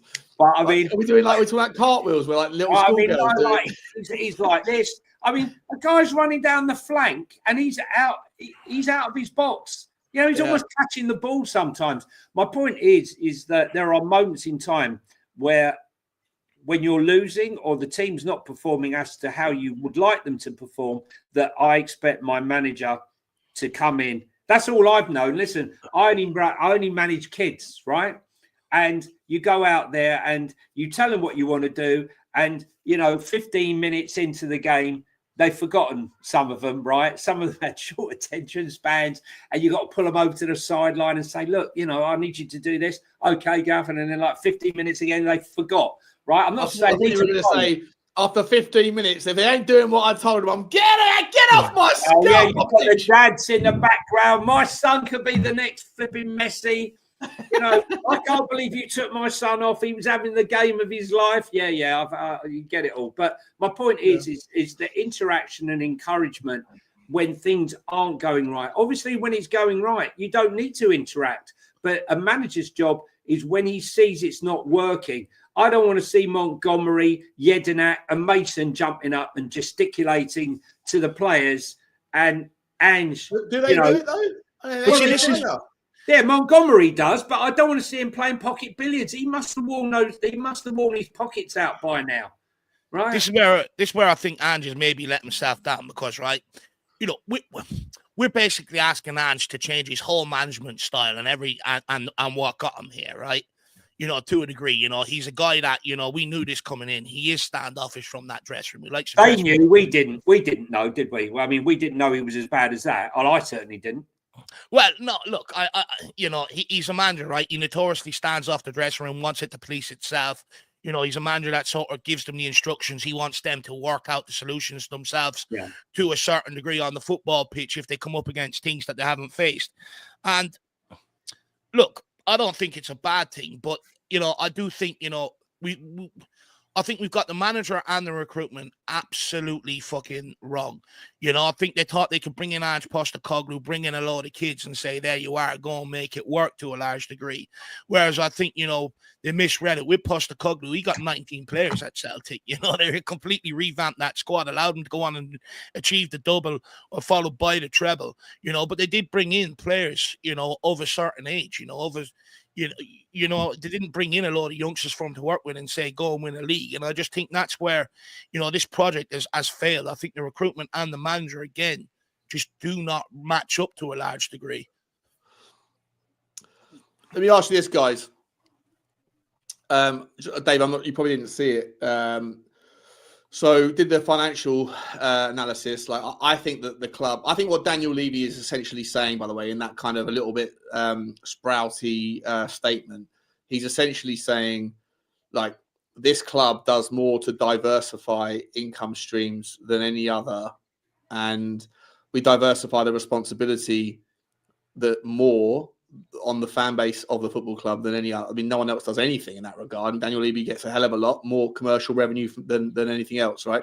And he's basically saying that we managed to stay competitive and sustainable in spite of the on-pitch poor performances, which obviously he's distancing himself a little bit from. I think he's clearly saying, like, that's on Ange and the players, and the rest is on me, and I'm doing a really good job. So go fuck yourself to those of you that don't understand that. I think that's basically, I think he's a little bit salty at the misrepresentation of people that say the buck stops at the top for all. And listen, on that basis, I concur with him. Like, I genuinely think that the buck stops at the top argument is lazy, and again, it's inconsistently applied. Like, everything that's good about the club over the last however many years is luck. Everything that's bad is hit on him, right? Mm. I don't think you can do that. And if you do that, and I'm on the stream with you, then I'm going to call you out for it, because it's just inconsistent application of logic. That's all I ever want. I don't care if you get from A to B and you're logically consistent, but if you do stepping stone bollocks to get where you want, then I'm not going to let you get away with it. But anyway, long story short, the numbers I think are very impressive in spite of the bad figures, right? But this year, like next year, we're going to have the benefit of all of this additional, the more home games, the European football, that stuff. But we are obviously going to be, the punishment of that is higher cost of sales, and also the lower league position. Going into the summer, I showed earlier, Dave, the kind of figuring out of how I think there's £80 million wiggle room within the numbers. I would also hazard a guess that it's time for Daniel Levy, and you really hope that some of these young players are going to mature, and also that we can improve our talent acquisition that's been dreadful over the last God knows how many years, but it's starting to get better. But I think you're going to see people like Romero, who have gone out of their way to criticize the physios, inferring criticism, not directly saying it, but indirectly saying it, criticizing the club. And he's a big ticket item on our asset list, who's only got 2 years left on his contract. And also, I would argue, is not as good as his valuation suggests, and his pedigree and his Champions League, World Cup win. So all of that being said, my question to you is, do you think that Daniel Levy will start to become more of open-minded to selling players that are going to supplement the transfer budgets for this manager or the next one, regardless of who that is? And if so, if you do agree, and I believe that to be the case, I think Romero will be sold this summer if a good bid comes in. I think Richalison will go this summer if he's open-minded to it. And I think there'll be the same with a few other players as well. I think you'll see more big first team squad members leave the squad this summer than we've seen in many years. For actual money, not for actual money, yeah. Loss, like we've. Yeah, exactly. Like the last thing I'll say is, we've said this loads of times, Johnny. Yeah. You have to go back to Gareth Bale to find the last 3 players that we signed for money and then sold for profit. You have to go back to Gareth Bale to find the third person on that list, which was a long time ago. And Berghvall. So, yeah, Berghvall, Bale, and then made a pound, didn't we? We make a pound. I think we made £2 million on Berghvall. But yeah, so I'll start with Dave, and then I'll bring Johnny in as well, and I'm going to shut up. But yeah, essentially, do you think that we're going to sell more players this summer and for money, and that will be a way to supplement our transfer budgets? Look, what I would say, first of all, is I don't think Daniel Levy should be absolving himself of the blame. I get what you're saying. Like, he's like, look, I put up this amount. What people are doing with that money, it's not on me. It sort of is. You are the people hiring them. You're the person matching the director of football up with the manager. 100%. And when I actually look at what we've done since Pochettino, I think that's been the biggest stick. I think if Daniel Levy sort of realised that, I think he buys himself, some buying. All he's got to do is match up the manager with the recruitment. 100%. Don't get me wrong. It's a difficult thing to do. But when you're bringing in Joe Rodon, or when you're bringing in Jose Mourinho, and you're going, there's Sessegnon and Joe Rodon, it's not lining the recruitment up with the manager. When you're bringing in Postecoglou and you're bringing in a load of youngsters, when the guy's talking about wanting to go and win in his second season, again, recruitment ain't really matching up with your manager. And that's the biggest problem at Tottenham since Pochettino. And like I said, I don't think Levy should absolve himself of the blame. Now, look, when it comes to him putting up the money, I don't think anyone can argue about that to a large degree. When it comes to the diverse revenue streams, again, I don't think anybody can argue about that. You know, it's all good for the football club. But the problem we have is we're constantly chopping and changing directions in terms of recruitment, in terms of your manager, and in terms of your director of football, more or less every 2 seasons. And that, again, is another massive problem at Tottenham, because when you are putting up this money and you're constantly changing directions, like you look since Pochettino, the player turnover, the director of football turnover, the manager turnover, that's not right at a football club, you know. And again, I think he does have to take a bit of accountability in that regard. Because if he brought in a director of football and a manager he trusted, eventually you do get to the point where you've got a settled squad and you say, there's 100 million. Okay, I want that guy for 8 million. No problem. We'll go out and get him for you because it's within your budget. But when he puts up 100 million, I think it averages out about 100 million every summer, if I'm correct. Yeah, about 125 a season in the last 5, including January. So, yeah, about 100 million in the summer, yeah. And the thing is, we're constantly looking to make that money sort of spread out over, 4, 5, 6, 7 different positions, which then sort of lowers the caliber of player that you're bringing in here and the money you're spending per player. But, and in terms of the sustainability, look, it's an ideal business model. What owner, what football club doesn't want to get to that point? But the reality is, I just think if we want to operate like that, fine. Look at Liverpool. They had stability in the dugout for a long time. Stability in the director of football for a long time. So important. Even when they want a player, and this is the biggest thing. If they go to a club and they say 60 million, Liverpool pay that 60 million because they go, you're my guy. Sometimes we balk at that price and walk away and go somewhere else. And again, I don't think that really helps us. For me, if you're going to go down the sustainability route, you need a director of football. You're going to trust spending your money. And you need a manager that's going to line up with that recruitment. That way, then, you're spending 50 million per player, fine, but you're getting in some really good players. Like you look at how Liverpool spend, they very rarely get it wrong. You look how we spend, there's a lot of trial and error. And I do think Liverpool is the sort of example of a club we should be looking at where stability is absolutely everything, especially if you want to try and catch the states that own football clubs like your Man Cities in years gone by. Liverpool is your prime example. We are never, ever going to go out and spend 100 million on a pound player under Daniel Levy. We're not going to do it. So the only other way of doing it is by looking at someone like Liverpool, what they have had in process, and try and work off that and build that at Tottenham Hotspur. But we need. I was just going to say, Dave, because I'm going to have to go in a second because I have to go to. I've got a funeral thing to go to. So I'll just say you're 100% spot on, and when you look at Liverpool, they sold Coutinho for like 100 and something odd million, and they went out and bought Virgil van Dijk and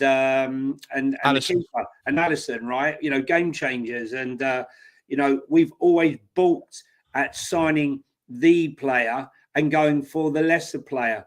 But also, the fact of the matter is that we need continuity here. If we are going to decide from this day forth that Tottenham Hotspur Football Club, like Liverpool, are going to play in a certain style. Liverpool used to recruit from the boot room. So the under manager would then take over. You had Shankly, then you had Paisley, then you had Fagan. They recruited from within. But that's times have changed now. But if we're going to decide from this day forth that we are going to play progressive football, and we're going to play attacking football, then the next manager that we bring in after Ange must be the manager to suit the style of players that we are recruiting, so that we're not in a situation where the manager comes in and he goes, well, none of these players are any good to me, because therefore we're going backwards again. I don't believe that if we bought a progressive manager in, we will be back to the start of a whole new project. I don't, because I believe there's a lot of players there. But like Sean and I said right at the beginning, Sean, it's our failure from our recruitment that we are still in a situation where every single window we're saying we need 6 players, we need 5 players, we need first. Like how many windows can you keep saying that? Because we should be at a stage now, 5 years into the stadium, that we are looking now that we only need 2 or 3 players. Therefore, when we can be going out and spending 60, 70 million pounds on 2 players to change this whole club up. And we are at this present moment in time quite away from that. And if we sell a Kulu and if we sell Romero, you know, we have to go out and spend the money on proper players. And there's no point, like when we sold. Who would you rather sell, Johnny? Here's Johnny or Kulu? No, but you can't sell Kane and buy Brennan Johnson. You can't sell Romero unless you're going to buy Huijsen or Gay, right? For me, right. But of those 2, Decky and I hear you. Of those 2, Decky and Romero, the biggest 2 tickets in our squad, probably. Which one would you rather say goodbye to? It will totally depend on how that money would be spent. If you're saying to me, are we going to get a Gay all day long? Thank you very much for your service. Move on, enjoy your career. If we're going to sell Kulu and we're going to get some kid, right, who's yet to prove himself, I'm not interested. If you're telling me we're going to get Adam Walton, right, and we're selling him, then I say, well, okay. Do you know what I mean? If he wants to go, not us wanting to sell him, but he wants to leave, then I'm not going to stop someone who wants to leave, who doesn't want to play for the club anymore. But the money has to be spent properly on. We need winners now. You know what? It's weird because it ain't that difficult. You don't need a director of football to be like scouting unknown talent. If you're selling a Romero, you don't need Langer or a Paratici going and finding some block of coal that might turn into a diamond. Right? Pay the money. We all know there's talent out there, and a lot of it's going to be cheaper than Romero that could do a good job. Here's the thing, though. I don't want to go down the route where we are selling our best players, because I think that there's a massive misconception at Tottenham Hotspur where a player wants to move on, like your Kanes, your Romeros, Gareth Bales, Modric's, for ambition reasons, right? They want to go on and they want to go and win trophies. But many people take that as, oh, he doesn't want to be here at this football club. And it's like, no, the only reason why it's not like he hates the football club and he's this, that, and the other. The only reason why some of these guys are leaving is because of ambition. Now, is that the worst thing to have in the world? No, it's not. And I would argue they're the players we should be keeping. In years gone by, we've had likes of Lo Celsos and that hanging around for ages. Many fans very quick to say, oh, should we give him another chance? As soon as he scores a goal, there you are, Dave. Sign an apology for him. But when it comes to our best players, people are very, very quick to go, oh, fuck him, he doesn't want to be here, sell him on. And I don't trust the club to spend that money correctly. You look at the Gareth Bale money, pissed half of that up against the wall. The Harry Kane money, haven't spent it correctly whatsoever. You look at how Liverpool spent their money, massive difference. I don't trust them to spend the money correctly. And at the end of the day, if we want to get to a point where we do want to go and compete, you've got to try and keep your best players at the football club. That's just my opinion. You look at Liverpool, they do very well in keeping their best players there, and they just add to it. You say that, but they sold their best player for 130 million quid, right? Yeah, back then, Coutinho, but since then, they've kept their best players at the football club. They haven't had to go. So they're about to lose. They're about to lose Trent for free and possibly Mo Salah for free. No, they won't lose Mo Salah. He'll stay there. Van Dijk will stay there. Trent, he wants to go out there to Real Madrid, to Drew Bellingham. I understand that, but the reality is, in order for them to go and win a Premier League, FA Cup, League Cup, Champions League, Club World Championship, they've kept their best players around to do that. I can't just quickly on that one, quiet one. I cannot believe how much money. Cannot believe how much money that they're gonna make from the Club World Cup. Bayern Munich, Liverpool, etc. 50 million quid in the Club World Cup. Liverpool aren't in it. It's only Man City and Chelsea. The big thing with Liverpool, though, right? Outrageous. People questions why Arne Slot. You look at it and go, why has Arne Slot gone in there and had the season he's had? Some could make the argument that the Premier League hasn't been as good this year and stuff like that. But he walked in with settled squad, leaders within that squad that made his job and the transition from one manager to another 10 times easier. And that's the point where we need to get to. Like, I know what Johnny was saying about, we want to ideally continue playing in the same way. Ideally, yes. But the reality is we had Jose, Nuno and Conte back-to-back, all played defensive systems. Different variations, which means more money thrown at the problem because they all have different preferences in terms of players and stuff like that.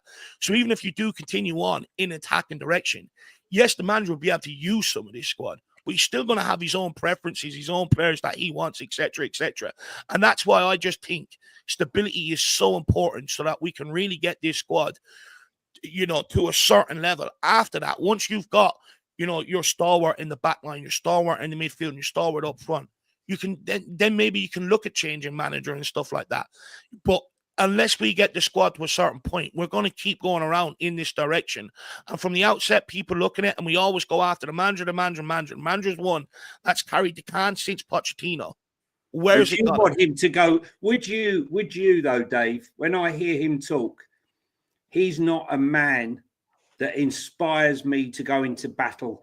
And when I see how Spurs come out in the first half of games under his tenure, I don't feel that he reads them, the Gettysburg Address or Martin Luther King.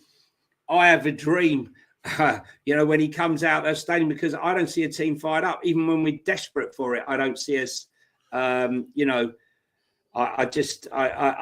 know. Yesterday's potato, yesterday was April Fool's Day, just to let you know. Are you talking about, Postecoglou inspiring the team? Yeah, listen, guys, I'm going to have to go. Go on, Dave, I'm going to have to go. It's not that I'm shirking your response. No, I know. But I need to go. I just want to say big up to Callum Olai, right? One of my favourite players in the academy. He came through. Obviously, Jamie Donnelly was fantastic. But, watching Callum and Micky Moore come through as 5-year-olds all the way through. You want to be on the 17 final? Well, I was meant to be going, but I'm also on Last Word of Spurs. It's on at Stevenage against Charlton. And I'm sort of conflicted at the moment what to do. But if you get down to Stevenage or watch it on Spurs Play on the 11th, I believe. 11th, is it the 11th? Yeah, the 11th. 20th, did you say? 17th. On the Another cup final. Yeah, okay. Yeah. Nice. Yeah. Nice. But listen, great news. Mate, I know you got to go, buddy. Midfielder. And listen, the guy's definitely got a future at this club, I believe. He's one of the three. Guys, Dave, hope your stomach gets better and you feel a bit better. Sean, pleasure as always. And thanks for anyone who's been out there listening. And I'll catch you all soon. And good to have the gang back. Yeah, it's been great. Cheers, Johnny. I'll make sure I plug your stuff in a second, mate. Get over to Talking Tottenham 1882 and Johnny H3232 on Twitter. Talking Tottenham 1882 on Twitter. On Instagram and on TikTok. Guys, have a good one. Enjoy the weather. Come on, you Spurs. Cheers, Johnny. Speak to you later on, mate. See you, Johnny. Dave, have you got a few more minutes, mate? I'd love to just chat with you. Oh, lovely, mate. Love it. And by the way, I don't know if this is me being pushy, but if you want someone to come on your show for your build-up tomorrow, if you're looking for a special guest, mate, I'm so sorry about yesterday. I was supposed to go on your show, Dave. No, look, I just don't want to keep badgering you because I know the pressure you're under and, mate, how fucking... Dude, how you're not badgering me at all, mate. Rocks, You're not badgering me at all, my man. I honest to God, I was so bored last night at 6 o'clock. Had I seen it, I would have been like, even didn't matter if I'm bored or busy, I would have been on it. But I just didn't see the message. Please, yeah, I'd love to come on tomorrow for the build up if you've got a spot. Yeah. Let me. So Johnny just talked about Aloisi there. This is a conversation that I had with Johnny a few times this week, and I love Johnny to pieces, as he knows I do. I'm gonna say it like, as I see it, though. I asked him a few questions around the Paratici versus Langer debate with regards to youth setup. And I said, what was it that was so special about Paratici's youth transfer? Like, he had the ear of Daniel Levy. Daniel Levy trusted him. The revolution began. And a lot of that came down to changing up the ability to pay contracts, right? Now, this is where my lack of knowledge, and it might have come across like I was questioning it, but I am questioning it, but with the right intention. And Johnny didn't really have the answer, I think, that satisfied me. Because when I said to him, who was it that we had or that we didn't have, that we couldn't get because we didn't have the payment structure? And who was it that we had in our ranks that we then lost to someone else that went on to big things, apart from Shirky, apart from Madueke and whatever, about those guys? And he said, no, it was more around getting rid of some of the dross. And I was like, well, if it's getting rid of the dross, then that doesn't necessarily line up with the notion that paying players more even though you can't pay 16-year-olds like 20 grand a week, even if they're the next Messi. I'm sure you can find ways around it by employing their father as a scout, whatever. So you can find ways around it. But generally speaking, so there's that I would like clarification on if you understand it, because I don't. I haven't paid attention to it long enough. And the second question is, how should we gauge as Tottenham fans? Because I think Tottenham fans are guilty of going, well, if they don't make it to the first team, then, Harry Kane, perfect example. Ledley King, perfect example. But apart from that, you can only point to Harry Winks, Sol Campbell, and we don't want to talk about him, or Ollie Skip. But even Ollie Skip is deemed a failure. But actually, Tottenham did really well getting 20 million quid for him, and Harry Winks not dissimilar money as well, also to Leicester. So my question is, first of all, if you can answer what was it that was so remarkable about Paratici with the youth system? And the second question is, regarding the youth, is players like Aloisi, players like Tyrese Hall, players like Jamie Donnelly and et al., right, Kyra Martin and Lancashire, etc. How should, in your opinion, Tottenham fans gauge the success of our youth team? Should it be purely on those players that make it into the first team? Or should it be on a revenue generation metric, i.e., Dane Scarlett might not be good enough for Tottenham's first team, but because he's English, homegrown, England under-21 international, yada, yada, yada, if we can get 8-10 million quid for him in the summer, should that be a success? Because we're doing what Chelsea do. Although Chelsea just go and buy the best 19-year-olds, we're doing it at 16, 17.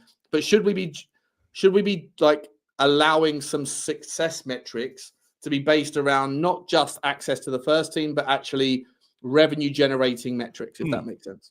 No, 100%. Look, when Paratici came in here, I would argue the academy was sort of neglected to a large degree. You had John McDermott, who basically said, look, keep them on low money, make them earn it. But then what you had is, when it was coming time for Tottenham to offer them the contracts, other clubs were offering them more. And you're not talking about great clubs, by the way. You talk about clubs out in Belgium, etc. They're offering them more. Offering them a route into first-team football, whereas at Tottenham, it was pretty blocked up at the time. Our players were walking away. And when they're walking away, even if they're not good enough to make the first team, you're losing out on money. You've invested money into this player in terms of wages, food, training, coaches, etc. They're walking away for absolutely nothing. So you're getting absolutely nothing back for your investment. That couldn't keep continuing. And then when Paratici come here, I think, look, probably right timing, right place, right timing to a large degree. We had a group that were successful at under 17 level, under 18 level, and under 21 level. Now, in my whole lifetime, I haven't seen a group as successful from the academy at Tottenham Hotspur. Now, there was a lot of them players that were attracting interest. Micky Moore attracting interest from top European clubs. Other players that were attracting interest. We done very well to sign them on a dotted line. And I think what Paratici done is he went and spoke to Daniel Levy to a large degree and said, and I think he's outlined the importance of the academy. I think he speaks to Levy in Levy's language where Levy can understand it. And what I mean by that is I personally think he's sat down, had a conversation and says, what's your view on the academy? You got that feedback. And then he goes, right, well, look, here's my view. The players that you put money into, if they're walking away for free, you're losing money. So what we need to try and do is sign them on a dotted line and then use that money to top up the likes of your transfer kitty and stuff like that. You are wasting money here.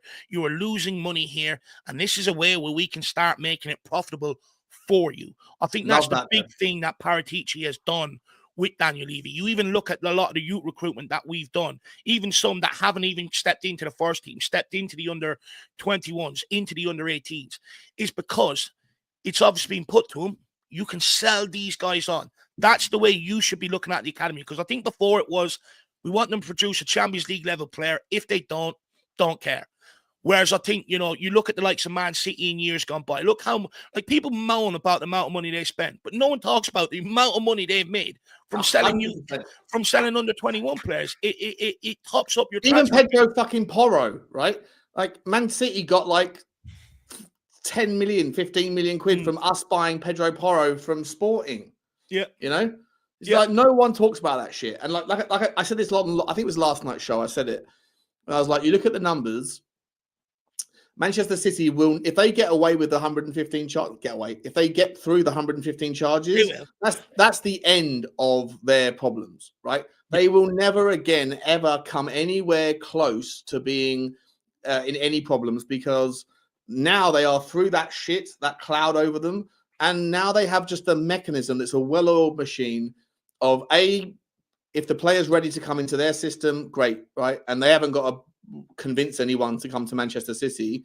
But on top of that, the players that they buy up through their varying like multi-club ownership model, all that stuff, or just through their own system, they're happy to sell these players on. It doesn't matter if these guys are future worldies, because they've already baked into the sell-on that they're getting a slice of it. Like you can't exactly. You don't know whether these players are going to be there or not. But they also have a buyback option.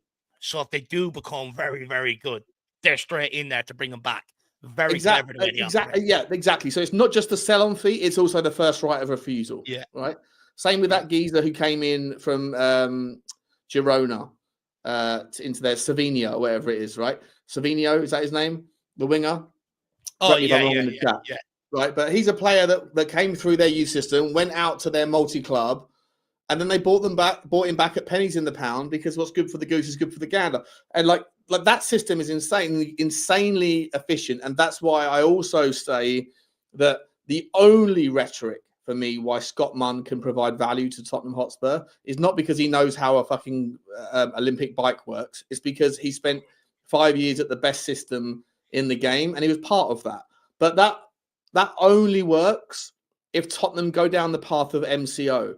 And I don't know why the fuck we are waiting so long. We have left it so late. And this, again, is a massive criticism that I have of Daniel Levy, that you were a groundbreaker on the MCO model. You were early. ENIC was early. They told them they couldn't have it, didn't they? Yeah, they were like, look, it's not their fault, right? They had Rangers, they had Sparta Prague, they had a team in Athens. They had 5 teams, and Tottenham were the 5th to be bolted into it. And then they said, and then they didn't cross the line. The line crossed them, right? The rules were made, and then they went, okay, we got to divest all these relationships, which is fine. Like that's the rules, right? And then the rules suddenly went back the other direction again. But then Daniel Levy slept on that, and he's a bozo for doing that. As smart as he is about focusing on this, that, and the other, multi-club ownership is so important. To get back to what you were just saying, because I'm sorry, I ramble. You just absolutely nailed it with the youth system. I love what you said. But where has that manifested yet? Everyone looks at Paratici and says he's the dot. I know you do it, and I get on board it as well. I prefer him to Johan Lang. But for me, Dave, this notion of like redrafting the entire youth model, if it was a case of selling our players that have matured and moving them on, who has that been apart from Ollie Skip, of which Paratici wasn't responsible for? No, look, I understand what you're saying, but I think when you look at our under-21 team that came through, and a lot that he got signed on the dotted line, they weren't 21 years of age. They were all 18, 19 years of age. They're all young. So, now I think, and look, I think we've missed a trick to a large degree. Maybe someone like Jamie Donnelly, I just argue with the injuries, some of the lackluster forward play. Could we have kept him around and given him an opportunity, maybe being a bit braver? I think that's a big part at Tottenham Hotspur. The managers are under so much pressure coming in here to deliver instant success that no manager can really actually sit there and go, I'm going to give him a chance, and develop a team, because the fans just do not have the patience for that. Even when, we were having success at under 21, I was sitting there saying, look, I think we don't need to go out and sign youngsters. I think we should look at some of these guys. And, many fans were like, don't know, now's not the time, don't have the patience. And I get it, right? I understand it. But I think, what you will see is, I think in the next 2 years, you'll start seeing some of the decisions being made on these players. Some that probably will be good enough and kept around, and then some that will be moved on. I think also when you look at every year we go into Europe, you have to have 4 club-trained players, and that's 4 players that have come through your academy into the first team. That's constantly letting us down. We're constantly... How close are we to that, Dave? How close are we to having 4 players like... Well, again, I think it comes down to trust, right? I think it comes down to trust. I think when I look at Micky Moore, I think future superstar, as long as there's a manager that puts faith in him. I think is he going to stay at Tottenham? I think earlier in his career, he'll stay at Tottenham. I think. Yeah, no, I mean like this summer. What I'm saying, like as in like in the immediate future. I don't see Tottenham selling them this summer. I think they know the talent they have on their hands. I would like to think that someone like Jamie Donnelly ultimately will be good enough to come through and make up that list. Then you've got, I think, Brandon Austin, isn't he on it? I think so. That makes 3. And then you're just basically looking for one more, basically. And then that way you can start registering a full 25-man squad where everyone's there to play and you're not in a position where you're registering. What counts as coming through the youth team? Would someone like Pape Sarr count? No, I think do you know what? From my understanding, I think you have to play 3 years within the academy setup before you turn 21, I think. Right. So I think that might have changed. I'm not 100% sure on the ramifications of that. I'm not sure either. I'm not sure. I just wonder whether it means you have to have been like a Tyrese Hall type player, or a Kaya Martin, or a Jamie Donnelly, or whether you can buy someone at 18, and then by the time they get to 21, they're, like Sunsop Bell, for example. What's happened to him, by the way? He was supposed to be a big deal. Is he still at Tottenham, or is he out on loan somewhere? I think we sold him, didn't we? Did we? Oh, fucking hell. I think we sold him for like a couple of million, no? Oh, fair enough. I mean, to me, I would just sit there and say, like, those people that, again, playing devil's advocate, because that's the name of the show. He signed for Cordoba, if you remember, out in Spain. We got 40% of any future sell-on fee included in the deal. Right. Okay. Interesting. Well, that's fine with me. That's fine with me, right? So, that's fine. Look, at the end of the day, it was between him and Will Lancashire. Will Lancashire demonstrated he's the guy. Sunsub Bell didn't. That's fine. Sell him on. Put future, like we have 40%. So if whatever they sell him for, we automatically take 40% of that transfer back in the kitty. That way you've paid for his development, all the food he's at, the coaches, absolutely everything. I'm okay with that. At the end of the day, I'm not naive to know that not every player is going to walk from the youth team into the first team. You have to be an exceptional player. But I do think we've got a couple now. And then the rest, I'm okay for us selling on, because I believe, actually, if I'm correct, you probably know this more than me. If we sell them on, doesn't that go 100% towards financial fair play, because it's your own academy player? It does. And this is one of those things where Tottenham can do. I said this last night, right? I had part of my video last night. Have a cigarette in the background, lad. I may just smoke anyway, man. It's fine. I vape all day long. I won't do it on screen. I'll turn off my camera in there. Okay. Well, look, I think that I said my video last night was Daniel Levy has to adapt. Levy-nomics or Enocomics or whatever, Enoconomics needs to adapt to the reality, right? And the reality is that the loopholes are wild. Like you saw Chelsea's results yesterday. They printed £192 million profit. It was a £200 million sale of their women's team to their men's team or whatever, their left toe to their right toe, that made that happen. This is not the first time they've done it. And because the rules are regressing, not progressing, that shit is just going to continue. I also, not to give myself a pat on the back, but I predicted literally 48 hours before it happened in real time that there would be teams that would sell their youth team talent to another team in the Premier League, and they would maybe receive another player back in return at a 5 times valuation. So if a youth team talent's worth 10 million, just for argument's sake, then Newcastle would sell to Aston Villa and vice versa, and they would receive the £50 million because it doesn't matter what valuation you sell them for, right? Especially if you're matching the players up, then you get 2 players that are creating £50 million of immediate profitability on your books, and the other one that you're selling for 50, you get to amortize over the 5 years. In order for that to happen, though, Sean, there has to be conversations between the chairmans, right? You're probably thinking 2 chairmans that maybe are under pressure to sell have probably got together and said, "Look, we can do it this way. Let's do it," right? Well, this is exactly what happened between Newcastle and Aston Villa last summer, right? So I literally said it on a stream with Johnny. I brought up 10 loopholes that hadn't yet been explored, or like that were obviously gaping wide open in the rules. And number 3 on the list, literally 48 hours later, it happened. right? Aston Villa and Newcastle traded youth team players for 50 million or for like 30 million quid that were worth £3 million on the books.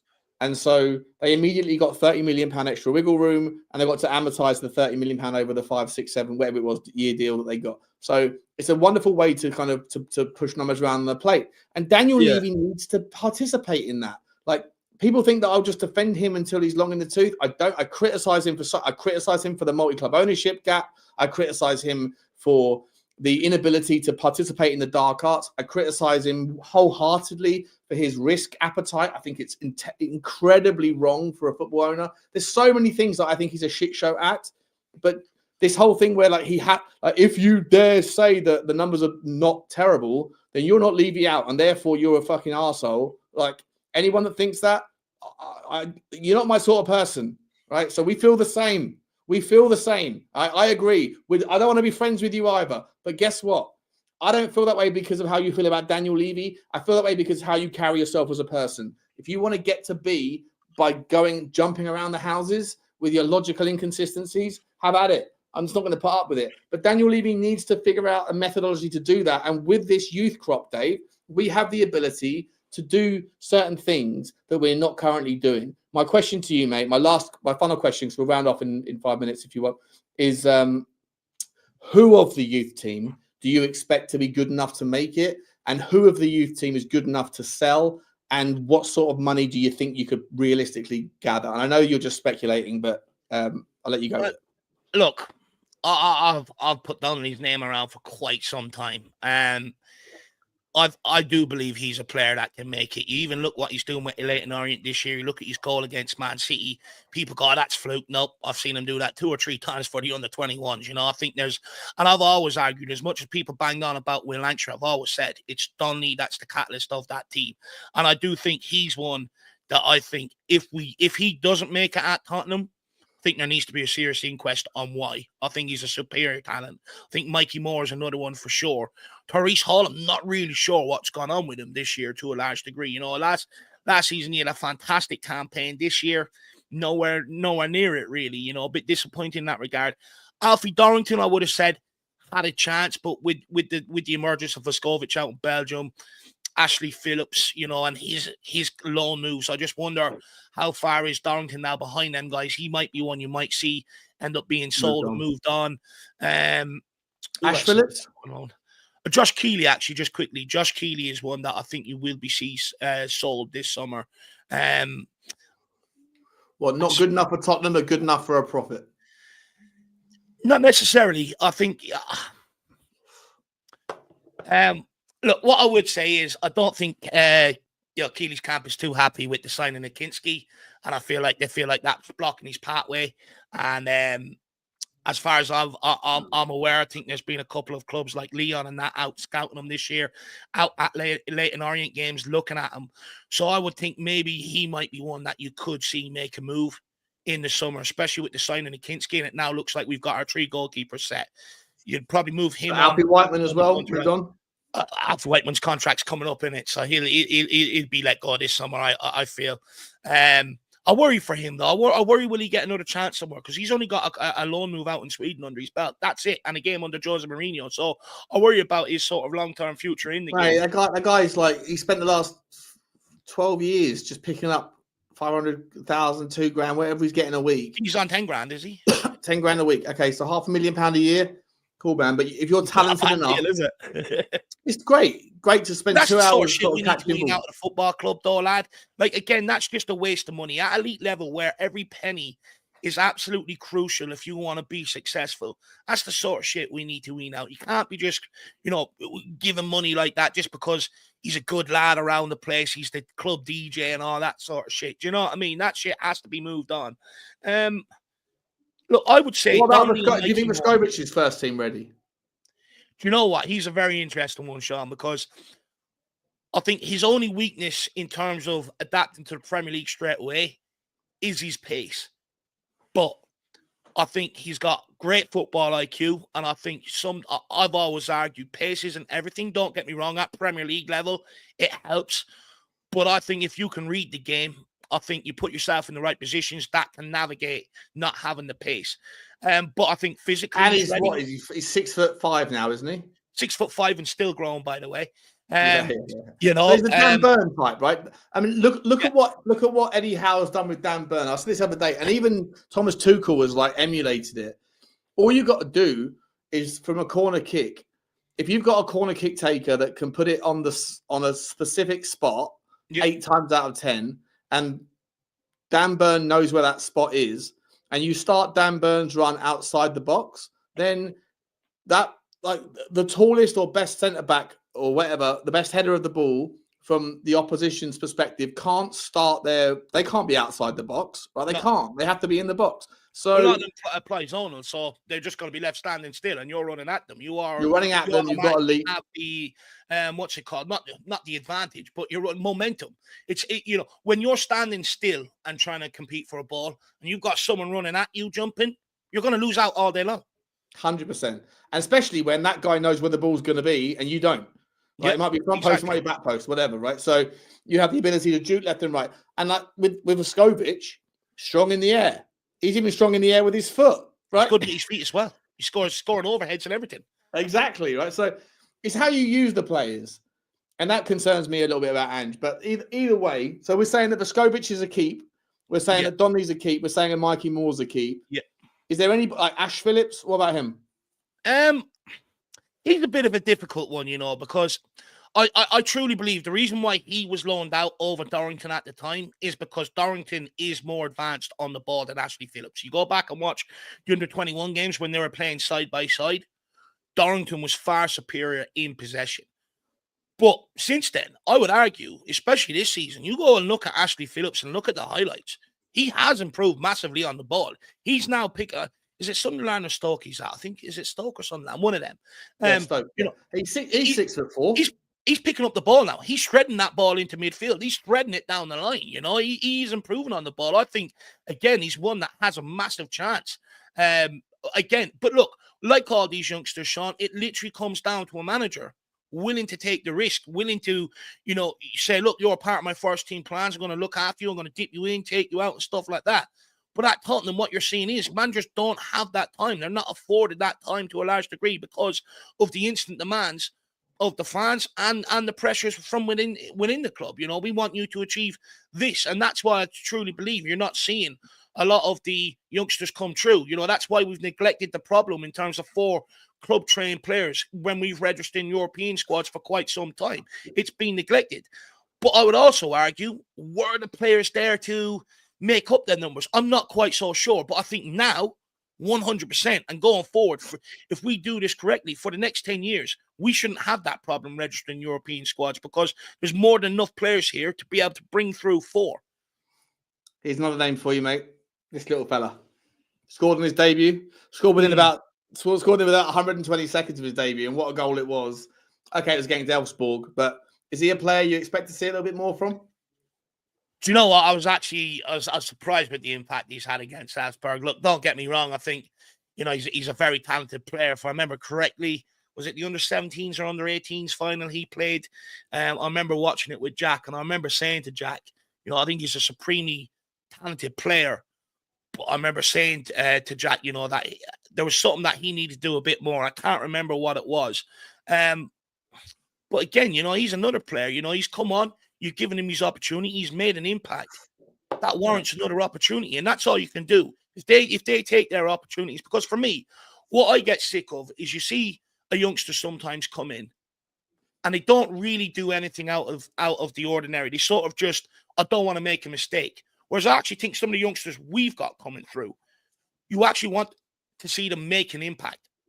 And when they take their minutes, they're brave. They're taking on their players. They're trying to create chances, stuff like that. And I think that will stand to them in the long run. Because when you're looking at, especially 4 players, the name of the game is excitement. Who gets you out of your seat? You know, and I would argue that's what a lot of these youngsters do. But I understand if we don't have a settled front 3, it's very hard then to bring these guys in. Ideally, you want to bring them in to a settled environment, you know. But what we're actually doing is at times we're bringing them in and going, be our difference maker today. I think that's a little bit unfair on the kids to a certain degree, but they've showed that they can do it. So Listen, I don't disagree with you, mate. I think the youth team is an exciting time. I'm okay with Tottenham selling 70% of these players that aren't good enough for Tottenham. It's difficult to be good enough when you're 19, 20, and you can't stand in their way. So we have to kind of loosen up the peak valuation metrics that Daniel Levy wants to always get, right? Where and I said this 1,000 times, he undervalues other teams' assets and he overvalues our own. And for me, it's problematic. I also say that given the numbers that we've got, whilst I think that the off-pitch stuff is doing as best as it can to keep us afloat and to keep propping the club up, the on-the-pitch stuff is difficult at the moment. And consequently, do I want to see us spend 60 million quid in the summer on like a Matisse Tell? The answer for me is no, not at that price point. Not even 50, not 40, not 30. If you were to do something where you paid 25 million, if we really think he's the guy, I haven't seen enough to suggest that. I'll give you last word on Matisse Tell, mate, as a youth team purchase, and whether or not it's like buying Harrods Tupperware just because he comes from Bayern Munich. Are we overpaying for the guy who really isn't that much better than what we have? And then obviously, mate, round off and say where people can find you and what's the next big thing that's coming up on the Irish Hotspur. Look, when it comes to Matisse Tell, I think we're being used here by Matisse Tell and his camp to sort of get some football for a couple of months. Personally, look, when you look at the whole situation, initially he didn't want to come. Daniel Levy, Johan Lang flew out there, still didn't want to come. Postecoglou rings him, says, look, I don't know what the conversation was, but he ended up coming. And since then, we've sort of been sold that Tottenham are going to pay 65 million in the summer and he's going to be here long term. First of all, I never thought he would. Look, I don't blame. I struggle to put it on Matisse Tell. At the end of the day, he's been brought in here in an unfair situation, right? When we were in January, we needed a striker or a winger that was ready to come in and hit the ground running now. That's what we needed. We went in and brought a relatively inexperienced 19-year-old and said, be our guy. We're going to stick you up front. We need you to go on bad goals the way an experienced striker would. We need you to assist people the way an experienced striker would. I was on last morning Spurs. I was on other channels. I said, it's not going to be the guy we need this January. We are making a huge mistake if we go down this route. We needed to bring in someone with a lot more experience to impact the here and now. That's what we needed. We didn't do it. And I don't really blame Matisse Tell. I think it's a very unfair situation to put a 19-year-old in who doesn't have too much experience. I think it's a very unfair situation. But I'd also argue, from what I've seen on the pitch, I don't think he justifies us paying 65 million come the summer.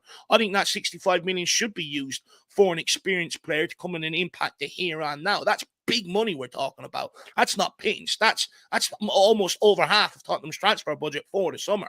So, it curtails you in what you're able to do in other areas as well if you spend that money. But honestly, like for me, I look at Matisse Tell and I think, okay, yeah, he was never going to come in and bag the goals and all, but hard work should be a bare minimum.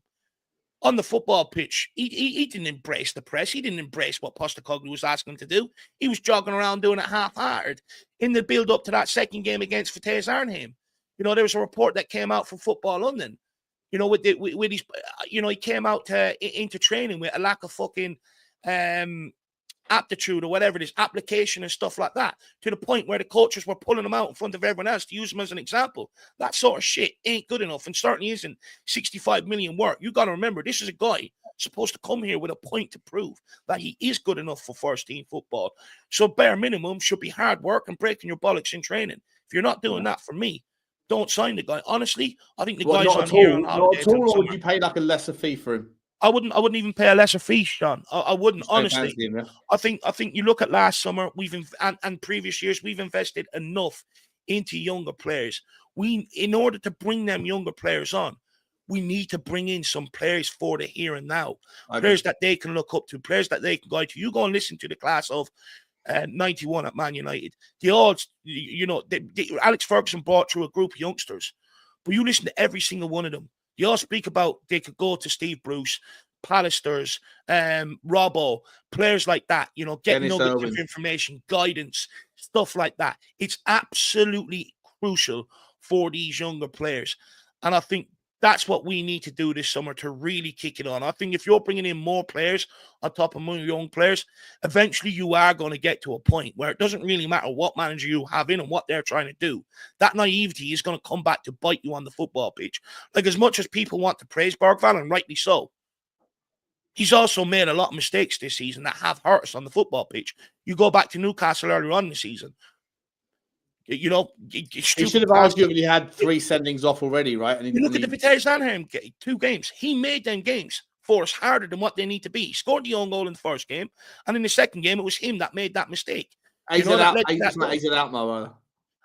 Alkmaar, sorry, yeah.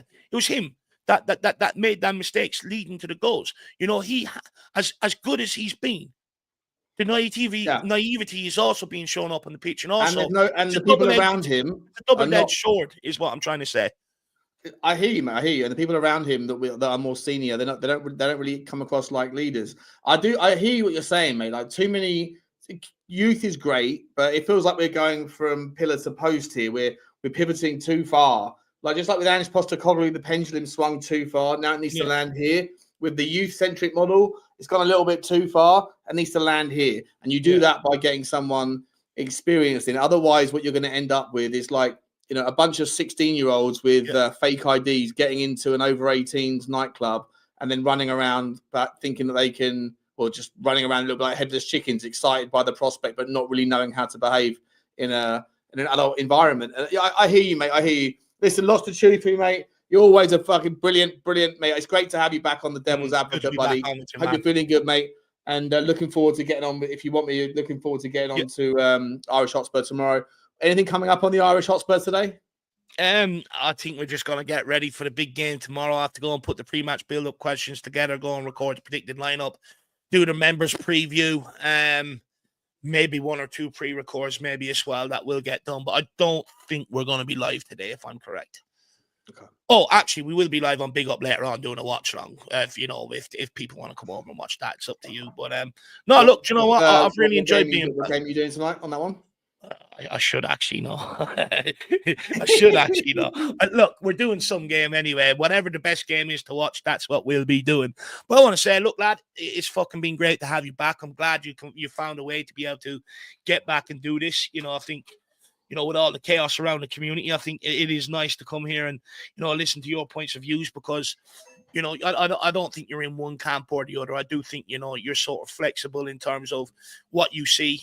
You know, you don't automatically make up your opinion. You do see the other side and stuff like that. But also, it's just been good to have you back, smiling, hearing your laugh and stuff like that, lad.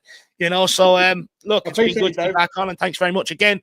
Apologies for being late, lad. Like I said, I just slept. Not at all, mate. It's great to have you, John. I know, listen, Johnny as well. Go over to the Irish Hotspur. You know where you can find him. The names in the icon there, but the link's in the description, or it will be straight after the show. And get over to Johnny H3232 on Twitter. The Irish Y on Twitter is Dave's, and Talking Tottenham 1882. And you can find us on Spurs Talk Show, on Sean Butler TV, and on Football Inc. Guys, we're gonna leave it there, and I'll be back later, maybe either with an upload or a pre-record or something, maybe live. I don't know. We'll see what happens. Either with a conspiracy theory video or a preview of the Chelsea game, which we didn't really discuss too much today. But yeah, like, subscribe, and comment, guys. Thanks for your support as always. And as always, bye-bye. Come on, you Spurs. Come on, you Spurs.